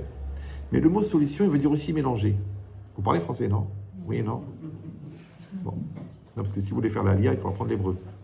Si vous voulez rester en France, il faut apprendre l'arabe. Mais apprenez une langue, d'accord? Comme dit Jean-Luc, ne mélangeons pas tout, d'accord? Donc, quand vous prenez du sucre et vous le solutionnez avec le café, vous l'avez mélangé. Maintenant, le sucre, il a disparu dans le café. Vous l'avez solutionné. C'est bon? Donc, c'est quoi la solution? C'est qu'il y a une question qui est là, et toi, tu es là. J'ai dit que c'est quoi l'intelligence? C'est la capacité d'adaptation. Donc, maintenant, j'ai un problème. L'enfant, il ment. Maintenant, j'ai un problème. Ma femme, elle n'a pas confiance en elle. Maintenant, j'ai un problème. Mon mari, il me demande des choses bizarres dans le lit. C'est une question. C'est une question. Elle existe. Je ne vais pas dire il y a. Ouais. Mais j'ai deux solutions. Soit je vais casser le mouvement, je vais dire non, tu m'es cœur, dégage, t'es pourri, t'es un malade. Ouais. Soit je vais accomplir ce qu'Einstein a dit, que le secret de l'univers, c'est le mouvement, et je vais accompagner la personne avec sa question vers la réponse. Vous le savez ou non? L'enfant, il a volé. Je dis pas t'es un voleur, sale race. C'est comme c'est toute la famille des beaux-parents, ça. Même le soir du mariage, ils ont pris les enveloppes. Non, je vais dire à l'enfant, écoute mon fils, pourquoi t'as pris les goûters de tes copains? Il te manque, viens avec moi, on va chez Hyper Cacher. Demain matin, il y a 60 goûters, il n'y en a pas un, il y en a 60. Là, il y a un cajou, tu prends ce que tu veux. Là, il y a des gâteaux, le placard, il est plein. Mais ne prends pas de l'autre. Excuse-moi maman. Ou alors, non, tu sais quoi, t'es un voleur. Voilà, t'es une race pourrie. Oui. Donc, soit je vais braquer, et donc, je vais laisser pourrir l'histoire. Soit, je vais accompagner vers la solution. D'accord? Pourquoi? Parce qu'en fait, j'ai demandé à l'enfant de se solutionner avec le problème. Moi, je me suis solutionné avec le problème de mon fils, alors que j'aurais pu être dans le rejet. Écoute, j'ai pas la tête. Écoute, moi, c'est pas mon truc l'éducation. Moi, je fais le business. Vas-y, occupe-toi de ton fils. Mais on l'a conçu à deux, on l'éduque à deux. L'enfant, il a besoin d'espace pour pousser et d'un tuteur pour pousser droit. Le tuteur, c'est la structure mentale, ouais, et l'espace, c'est l'amour. Il faut de l'amour et de la structure. Maintenant, si toi, en tant que père, tu ne veux pas donner la structure, elle va être obligée de le faire. Si elle fait le père et la mère, ça fait une père-mère. Le père-mère, ça veut dire qu'elle va être mère, elle va être père au détriment de son rôle de mère. Alors, méfie-toi que le gosse qui va chercher la tendresse au masculin, il risque de continuer plus tard. Il faut un père et il faut une mère. La Torah, elle explique très bien comment ça marche. Il y a des cours sur ça et j'ai fait des packs éducation. Vous allez réussir si Dieu veut, n'ayez pas peur. Mais il faut d'abord prendre l'engagement de se solutionner. Donc il y a un problème, le bon Dieu il me l'a envoyé. S'il est devant moi, c'est que je suis capable de le faire. Et je m'engage et je m'inscris dans la logique et je cherche. Et je prie et je bouge et je change. Et s'il faut lire des livres, voir un thérapeute, travailler sur la Mida, demander un programme à Ben Chetrit, on va faire des choses. Ouais, mais pas rien. Parce que à Audon Kolo, je suis stupéfait des gens qui s'étonnent des résultats non obtenus sur les efforts non fournis. Donc ça veut dire quoi? Ça veut dire que le problème, il correspond à un certain niveau de maturité ou d'immaturité. On a dit que la maturité, vous vous rappelez, c'est la résonance de l'investissement. Donc quand toi, tu vas t'investir, tu vas te solutionner avec le problème puisque tu vas assumer la résonance, elle va augmenter la maturité. Et quand la maturité, elle a augmenté, automatiquement, le problème disparaît, puisque la solution, c'est pas le truc que le rabbin t'a dit, c'est pas le truc que le thérapeute il t'a donné, c'est le travail que tu as fait. Ça va? Ça veut dire que tu as changé pour la situation. Et ce changement, c'est que tu as augmenté ta maturité. Et à ce niveau de maturité, le problème de l'époque, il a disparu. Comme toi, le premier magasin, tu t'angoissais, tu stressais, l'URSSAF, le truc, les employés, comment? Maintenant, grâce à Dieu, 64 magasins. Et tu es détendu. Donnez-moi les chiffres, Catherine. C'est là que tu prends les cahiers. Tu as tellement l'habitude, tac, tac, tac. Bon, celui-là, on le ferme, celui-là, on le garde. Ouais, c'est bien. Ah ben là, c'est bien de changer les stocks. Là, il faut changer la déco. Là. Mais comment tu as fait? 64 magasins, tu es détendu. J'ai augmenté en maturité. Ça s'appelle l'expérience. Donc, vous avez compris. Expression, expérience, exister. Donc, tu as existé, en fait. Maintenant, toute la vie, c'est pour ça que le livre, il s'appelle « La vie, une invitation à être ». Parce que toute la vie, c'est des opportunités d'exister. Maintenant, rappelez-vous une chose très importante, c'est que la longueur du partenariat légitimise le partenariat. Maintenant, une employée, peut-être tu vas l'avoir 2 ans, un prof, tu l'auras 1 an. Mais pourquoi le conjoint, c'est 50 ans? Pourquoi l'enfant, c'est 30 ans minimum? Alors, je vous dis un secret. Toi, tu crois que tu fais évoluer tes enfants. En vérité, c'est tes enfants qui te font évoluer. C'est la différence entre l'élevage et l'éducation. Quand tu fais de l'élevage, tu n'évolues pas. Tu vois l'éleveur de poules, par exemple, il a élevé 40 millions de poules en 30 ans. Mais il n'a pas évolué. Il a toujours le même QI. QI. C'est normal, parce qu'il a élevé des poules. Mais quand toi, tu éduques un enfant, écoutez bien ce que je vous dis, chaque enfant, il va te faire grandir. Parce que si vous avez remarqué, si vous en avez un seul, vous ne pouvez pas comprendre. Mais si, comme moi, vous avez une équipe de foot avec les remplaçants, vous voyez que chaque enfant, en fait, il est la représentation d'une facette plurielle de nos 2 personnes. Et chaque enfant, il va révéler de chez toi des facettes. Donc celui-là, il comprend du premier coup. Ça veut dire ferme ta bouche. Celui-là, il faut le répéter 6 fois. Répète 6 fois. Celui-là, il faut le réveiller tous les matins. Réveille-le. Celui-là, il ne faut pas lui dire. Il prend l'initiative tout seul. Chaque enfant est différent. D'ailleurs, le seul point commun entre nos enfants, c'est qu'ils sont tous différents. Il n'y a que celui qui a des enfants qui peut comprendre. Ouais. Maintenant, comment tu peux le savoir? Parce que tu t'occupes de tes enfants. Maintenant, le jour où tu vas comprendre qu'au lieu de dire que c'est encore une charge, les gosses, Tu vas dire, mais non, c'est une occasion de grandir. Donc réfléchis. Quand tu étais célibataire, tes parents, ils t'ont obligé à grandir, tes professeurs, ils t'ont obligé à grandir, tes amis, tes ennemis, tous ces gens-là, ils t'ont encouragé à grandir. C'était des opportunités. Si tu l'as mal pris, c'est devenu des complexes, des névroses, des angoisses, des stress et des malaises. Si tu l'as bien pris, c'est devenu un tremplin, tu es devenu une bebon. Comme tu es devenu une bombe, tu épouses une bombe. Ça va? Cette bombe-là, elle a fait son travail, toi tu as fait ton travail. Elle est Yechida, toi tu es Yachid. Le passage qui dit Moshiv Yechidim Beita. Hachem, il installe des gens uniques et autonomes dans une maison. Donc toi, tu n'as pas besoin d'éduquer ta femme, elle est normale. Bac plus 9, qu'est-ce que tu viens l'emmerder avec attention à la priorité. Elle sait conduire, tu n'as pas le permis, toi, de quoi tu parles? Ouais. Ton mari, c'est pareil. Qu'est-ce que tu veux? Tu veux qu'il soit quelqu'un de bien? Oui, je voudrais. Alors pour ça, il faut qu'il soit respectable. Ah oui, mais le problème, c'est que pour être respectable, il a besoin d'être respecté. Tu dis, mais j'arrive pas à le respecter parce que pour respecter, il faut voir des qualités. Ben, je ne les vois pas. Pourquoi tu ne les vois pas? Parce que si tu les voyais, tu serais obligé de dire merci. Et ça, c'est de l'orgueil. Donc, il faut que tu travailles ton orgueil. Toi, il faut que tu travailles ton égoïsme. Toi, il faut que tu travailles ta bêtise. Toi, il faut que tu travailles ta psychorigidité. Toi, il faut que tu travailles ton lekav zechut, de voir le positif. Ouais. Toi, il faut que tu luttes contre ta vision négative. Toi, il faut que tu arrêtes de mentir. On a tous du travail. Moi, j'ai 64 ans. Ça fait 50 ans que je travaille. Vous êtes fatigué alors que vous n'avez même pas commencé à travailler. Vous savez à quoi je pensais quand j'avais 13 ans? Je pensais, est-ce qu'en existant trop, je ne vais pas empêcher ma femme d'exister? L'autre, il n'a même pas imaginé qu'en fait, il croit que sa femme l'empêche d'exister parce que comme lui, il n'existe pas, il a l'impression que l'autre, en existant, l'empêche d'exister. Tu me saoules, tu me bouffes l'air, tu m'étouffes. Alors qu'elle a juste été vivante. Elle est vivante. C'est un défaut. Lui, il croit que c'est une imprimante. Tu la branches, elle imprime. Tu la débranches, elle déprime. La femme, elle a besoin de son mari. Le mari, il a besoin de sa femme. Donne-lui le meilleur de toi-même. Et le mauvais, il y a des chiottes. On a tous du mauvais.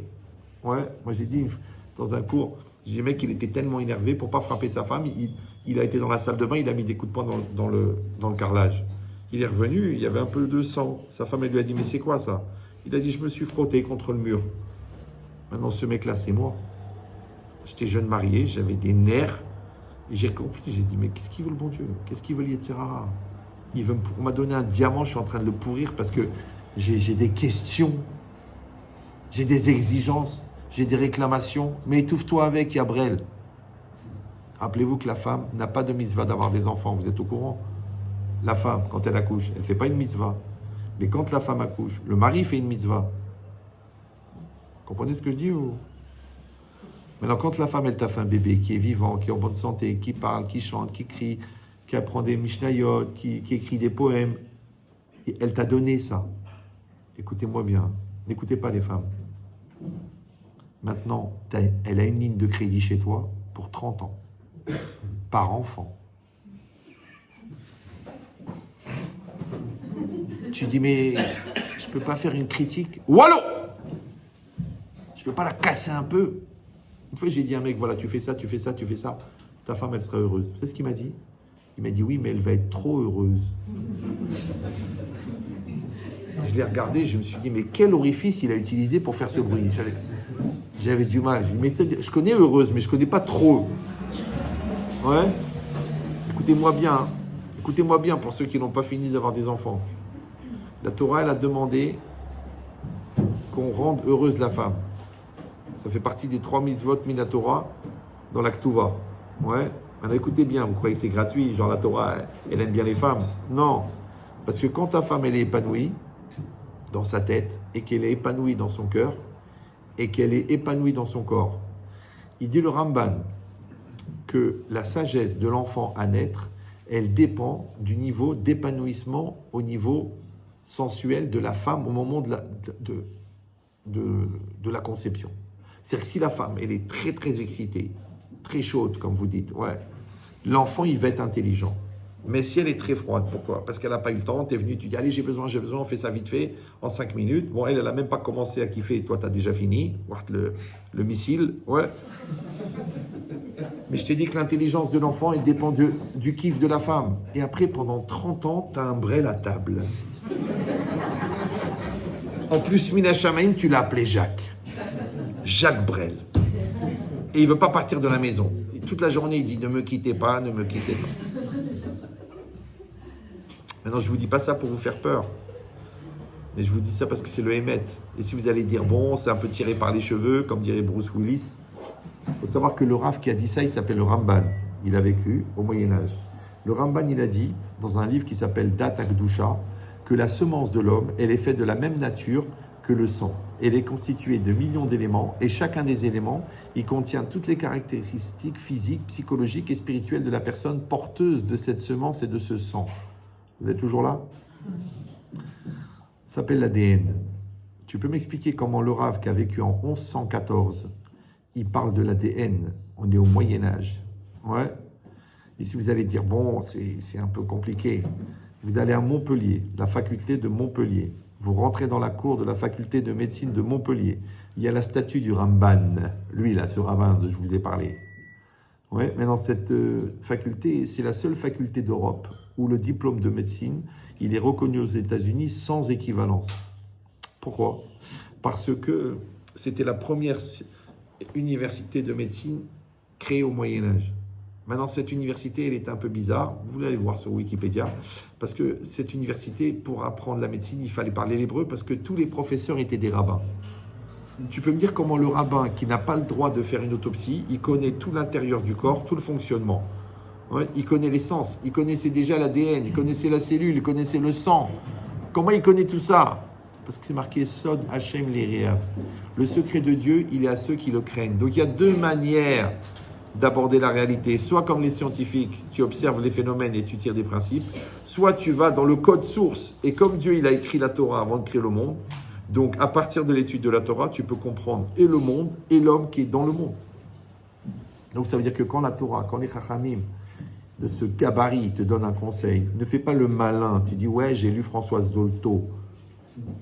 N'oubliez pas que son fils, c'est Carlos quand même. D'accord ? Vous avez compris l'idée ? Donc quand je vous dis qu'il faut mettre de la sérénité dans la maison, il faut maîtriser ses nerfs, il faut calmer son Yetzirara, il faut avoir un regard positif. Oui, c'est l'atmosphère que vous mettez. Et cette atmosphère, ça va être le creuset dans lequel les enfants vont grandir. C'est-à-dire que le projet, c'est d'amener à la choupa des enfants tzadikim, même si vous n'êtes pas religieux, des enfants autonomes au niveau financier, des enfants équilibrés au niveau mental. Vous me suivez ou non ?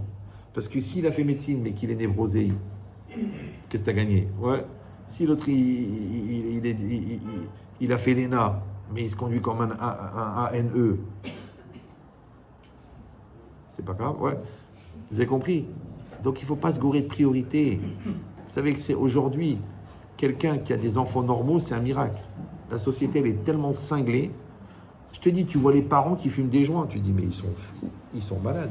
L'autre en train de crier, moi la vérité, moi ça fait 40 ans que je travaille dans le Shalom Bayit, mais les rabbins qui vont s'occuper des Shalom Bayit, des Shalala de maintenant, les petits jeunes de 20 ans qui s'insultent, qui se trompent, qui s'embrouillent, qui font n'importe quoi, qui se regardent des films porno avant de faire un gosse, maintenant ils sont malades.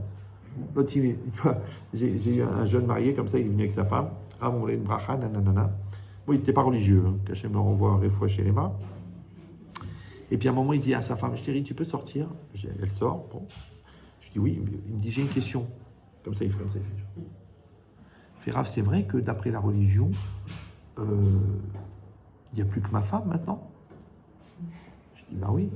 Je dis, mais on ne peut pas varier le menu. On risque de tomber dans la routine. Je dis, oui, c'est un phénomène qui existe chez les goïms, ça s'appelle la fidélité. Ah bon, mais c'est ringard. Tu sais quoi ? On m'a demandé une bracha. Vous savez ce que j'ai fait ? Kaddish. Mais attends, mais comment tu vas faire avec une génération comme ça ? Je les vois, ils s'insultent. Moi, je voyage beaucoup. Tu les vois dans l'avion. Ah, mais ta gueule, tu me saoules. Eh ben, prends-le, c'est ton gosse. Allez, il se barre. Ouais, tu la laisses dans l'aéroport avec les 4 enfants. Mais c'est quoi cette génération de khma ? À Botaï, c'est pas shoot. On s'en fout. Les enfants des autres, c'est pas notre problème. Mais les vôtres, c'est vous qui allez les faire. C'est vous qui allez les éduquer. Donc moi, je vous donne un conseil.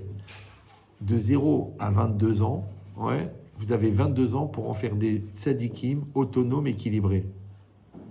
Si vous dites j'ai pas le temps, parce que je travaille, parce que j'ai pas les nerfs, parce que j'ai pas le caractère, parce que c'est pas mon truc, parce que ça me saoule, parce que c'est pas le moment, écoute-moi bien, Yashbeb. Il va se marier, il va divorcer, il va revenir à la maison à 38 ans. Il va dire maman, est-ce que la chambre est libre? Tu vas regarder ton mari, tu vas dire dis-moi, on est fatigué, ça y est, on a déjà donné. Donc je vous conseille de donner à fond de 0 à 22. Comme ça, de 22 à 98, vous serez tranquille. Mais si, pour des bonnes raisons, vous n'avez pas voulu vous investir, sachez que la psychologie, c'est comme... Non. C'est-à-dire le travail, les études, la construction du couple. La psychologie, c'est comme les impôts. Tu peux payer plus tard, mais il y a des indemnités de retard. Vous avez compris ou non? C'est-à-dire que tu vas profiter de chaque situation pour donner la justice. Tu vas profiter de chaque Shabbat pour montrer la beauté du Shabbat. Tu vas profiter de chaque occasion de s'engueuler pour montrer la maîtrise, la sérénité, le sourire, le positivisme. Oui? Ça veut dire que l'enfant, il va être marqué par ça. Donc c'est ce que je dis toujours. Tu veux pas le faire pour toi, fais-le pour ton conjoint. Tu veux pas le faire pour ton conjoint, fais-le pour tes enfants. Parce que quand tu te plantes, écoutez bien, moi mon Rav, quand j'ai commencé à donner des cours, il m'a dit, c'est bien, tu vas aider des gens si Dieu veut. Ah, j'ai 40 000 élèves dans le monde, moi. Ouais. Il m'a dit, mais si tu as un enfant qui est planté, il m'a dit, Zemar Mimavet, c'est plus amer que la mort. Parce que tout le monde va te dire, Ramel Chetrit, Kolakavod, bravo. Et tu vas voir le gosse, le ouf, le drogué, le malade, le déglingué, le violeur, le pédophile. Alors, qu'est-ce que tu as gagné? Vous avez compris ou non? C'est-à-dire qu'il faut avoir en tête, comme toi, tu as un projet, le 5e appartement, de créer la holding. Ok, Kolakavod, bravo, fais de l'argent. Mais ne fais pas de l'argent au détriment de ta famille. Ne fais pas le foufou au détriment de ton conjoint. Ne fais pas des vitamines bizarres au détriment de l'équilibre de ta maison, parce que ça coûte très cher, trop cher. Je veux dire mieux encore, si déjà devant l'épreuve tu as craqué, donc tu crois que tu vas tenir devant les conséquences. Alors que l'inverse, il y a une épreuve, ok, le mec il m'énerve, ok, le gosse il a menti, ok, tu sais quoi, c'est mon fils, je l'aime. L'école elle me dit on va le renvoyer, il dit non vous n'allez pas le renvoyer, on va se battre, on va lui donner des cours, on va le truquer. Mais monsieur, c'est peine perdue. Il n'y a pas. Je vais le défendre, je vais l'aider, je vais me battre. Écoute-moi bien. Et je voudrais que ça reste entre nous. Quand tu te bats pour lui, en fait, tu te bats pour toi.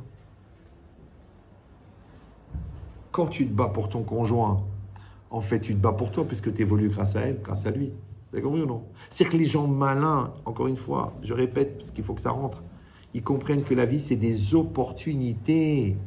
Alors que les gens, qu'est-ce qu'ils voient? Ils voient des épreuves, ils voient des difficultés. Ou comme les gens me disent, Ramel Chetri, j'ai eu des différends avec ma femme. Mais jeune Jbeb, c'est normal puisqu'elle est différente. Maintenant, la différence, si tu l'utilises, ça fait un pont. Si tu la subis, ça fait un mur. Alors décide. Toi et ton Rav, vous êtes différents. Ouais, tu dis, ouais, mais je suis complexé parce qu'il connaît tout le Talmud et moi, je connais rien. Eh bien, soit ça va te faire des complexes, tu vas te pendre, soit tu vas dire, ça va te donner une envie, une jalousie positive et tu vas dire, moi aussi, je vais finir le Talmud. Et j'y vais, et je prends un avrech et tous les jours, je fais le DAF. Ouais. Vous avez compris ou non? C'est que la différence, elle génère. Ouais. Tu dis, ah ben, alors il y a Apple, moi aussi, je vais aller chez les Chinois, je vais écrire mon téléphone, je vais me battre, je vais pénétrer le marché. 6%, 10%, 12%, 14%. J'ai pris 14% des parts. Voilà, c'est moi. Ouais, il y a Ouai, moi j'ai Ushuaï. Je l'ai fait. D'accord. Tu dis, mais bon, 14%. 14%, c'est 137 milliards d'euros. Ah, c'est pas mal. T'es coté en bourse? Non, au Nasdaq. Ah, Mehila. Ouais. Donc ça veut dire quoi? Ça veut dire que tu avais une ambition, tu t'es battu, tu as réussi. Mais il faut une ambition. L'ambition, c'est comme une photo. C'est comme un chemin. Ouais. Ça s'appelle Bederer, Shirot, Seleler, Molichinoto. Donc en vérité, le chemin, tu te le fabriques, ça s'appelle un diapo. La volonté, c'est la lumière. La lumière, elle projette le diapo. Maintenant, ta vie, c'est la projection du diapo. Maintenant, si, attention, si c'est Yetzerara qui a créé le diapo, Si c'est la mauvaise volonté qui a fait le diapo, si c'est le manque de confiance en soi qui a fait le diapo, si c'est l'immaturité qui a fait le diapo, comment tu t'étonnes de la fin du film? Alors encore une fois, tu vas m'expliquer, tu vas me donner des raisons. Je t'ai dit non, je t'ai dit tout à l'heure, c'est fini les raisons. Il n'y a que des solutions. Donc c'est pour ça que je vous encourage vraiment. Et je sais que vous êtes capables. Vous savez, moi, j'ai rencontré tous les types de personnes, tous les niveaux de religion, des gens très éloignés, des enfants de Rosh Yeshiva, et chacun il a un travail à faire. Si je vous dis que moi, que je soigne des psychiatres, je travaille tous les jours sur les midotes.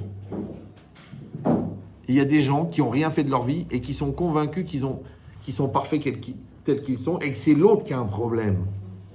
Ouais. Donc il faut grandir. Donc moi je vous encourage à devenir des adultes. Et l'adulte, c'est quoi? C'est le Gever.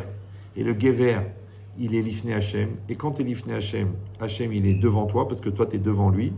Et le plus important dans la vie, c'est d'avoir Hachem dans ta vie.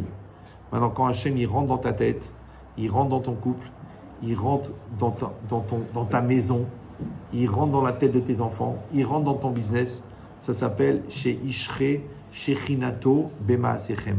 C'est-à-dire qu'Hachem, il va résider dans vos actes.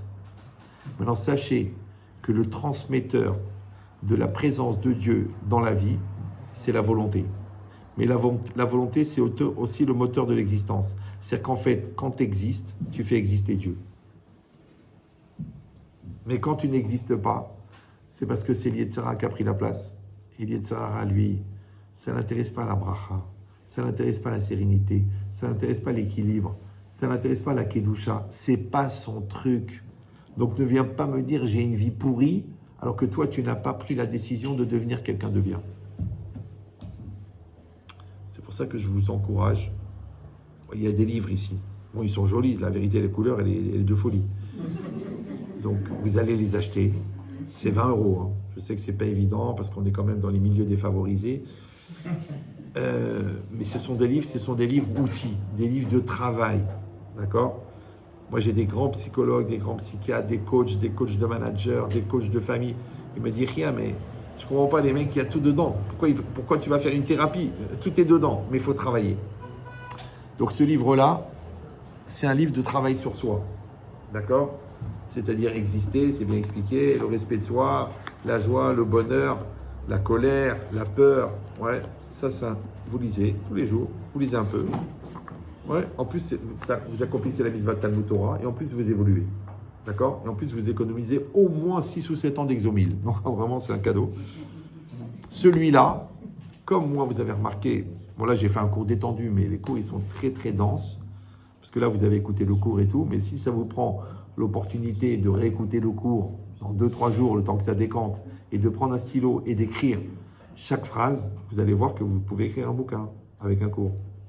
Il y a un psychologue Goy, il enseigne à la fac. Il m'a dit, il me dit, Rabban Chetrit, le problème, c'est que avec chaque phrase, on peut écrire un livre. Donc, comme le livre est très, très dense, donc il y a une dame qui s'appelle Naomi Adida, ouais, qui est coach d'entreprise, coach de manager, mais genre la Redoute, hein, la Poste, et pas coach coach de couple, enlève ton doigt de tendé quand tu parles à ton mari. Ouais. Donc, qu'est-ce qu'elle a fait, elle? Elle a fait ce que moi, je ne sais pas faire. Elle a fait le séquençage. Ça veut dire que vous lisez un chapitre, après, vous prenez le livre, et elle pose des questions, vous répondez, elle vous explique, tout simplifié. Pourquoi? Parce que celui-là, il est fait pour apprendre, et celui-là, il est fait pour devenir. Alors, encore une fois, vous n'êtes pas obligé. Vous pouvez mettre 15 ans à dépasser votre orgueil et décider de faire une thérapie. Si vous reste encore assez d'énergie pour le faire, cette énergie, elle va vous prendre 3 ans de vie, ouais, et elle va vous coûter 80 € la séance, d'accord? Si le gars, il part pas avec votre femme à la fin, d'accord? Donc, ça, vous faites le travail avec. Donc ça, c'est des livres de travail. Et le troisième, restez calme, j'ai fini. Celui-là, c'est un livre plus dans la spiritualité. C'est-à-dire, si vous n'avez pas eu l'occasion de faire 15 ans d'Yeshiva ou de Kollel, bon, vous n'avez pas la tronche, peut-être celui-là, ouais. Donc, c'est que par exemple, les différents noms de Dieu, de comprendre la différence. C'est très bien expliqué. Je l'ai réécrit 9 fois. Il est c'est des notions très profondes, mais très bien expliquées. D'accord? Et quand je vous dis 15 ans de collège, j'exagère pas. Je ne suis pas un Marseillais, moi, pour arrondir les... Ouais. J'ai un Roche Kollel de Kirat Sefer. Il a écrit 3 classeurs de commentaires sur le livre bleu. Je ne sais pas si vous voyez. Ouais. Donc celui-là, c'est plus dans la spiritualité. Donc moi, toujours, je dis, celui-là, tu le lis le Shabbat. Celui-là, tu travailles la semaine. Ça va? Et enfin, le scoop. Jeudi soir dernier, j'étais à Jérusalem avec 500 personnes. On a fait les 12 mois de ma femme. Et on a, avec ma belle-fille et Joy Galam, on a écrit ce livre, qui est un livre un peu sur la vie de ma femme, et surtout c'est une source d'enseignement, parce qu'elle a donné beaucoup de conseils. Et ma femme, elle avait pas la chorma intellectuelle, mais elle avait la chorma traim, l'intelligence de vie. Ouais, ce qu'il faut dire, ce qu'il faut faire, ce qu'il ne faut pas faire. Donc les livres, ils sont là. D'accord? Donc ceux qui s'intéressent, ne commencez pas à discuter les prix. Donc ceux-là, c'est 20 € chacun, et celui-là, c'est 26. Parce que si Dieu veut, on est en train d'écrire un Sefer Torah pour elle, donc ça sera consacré.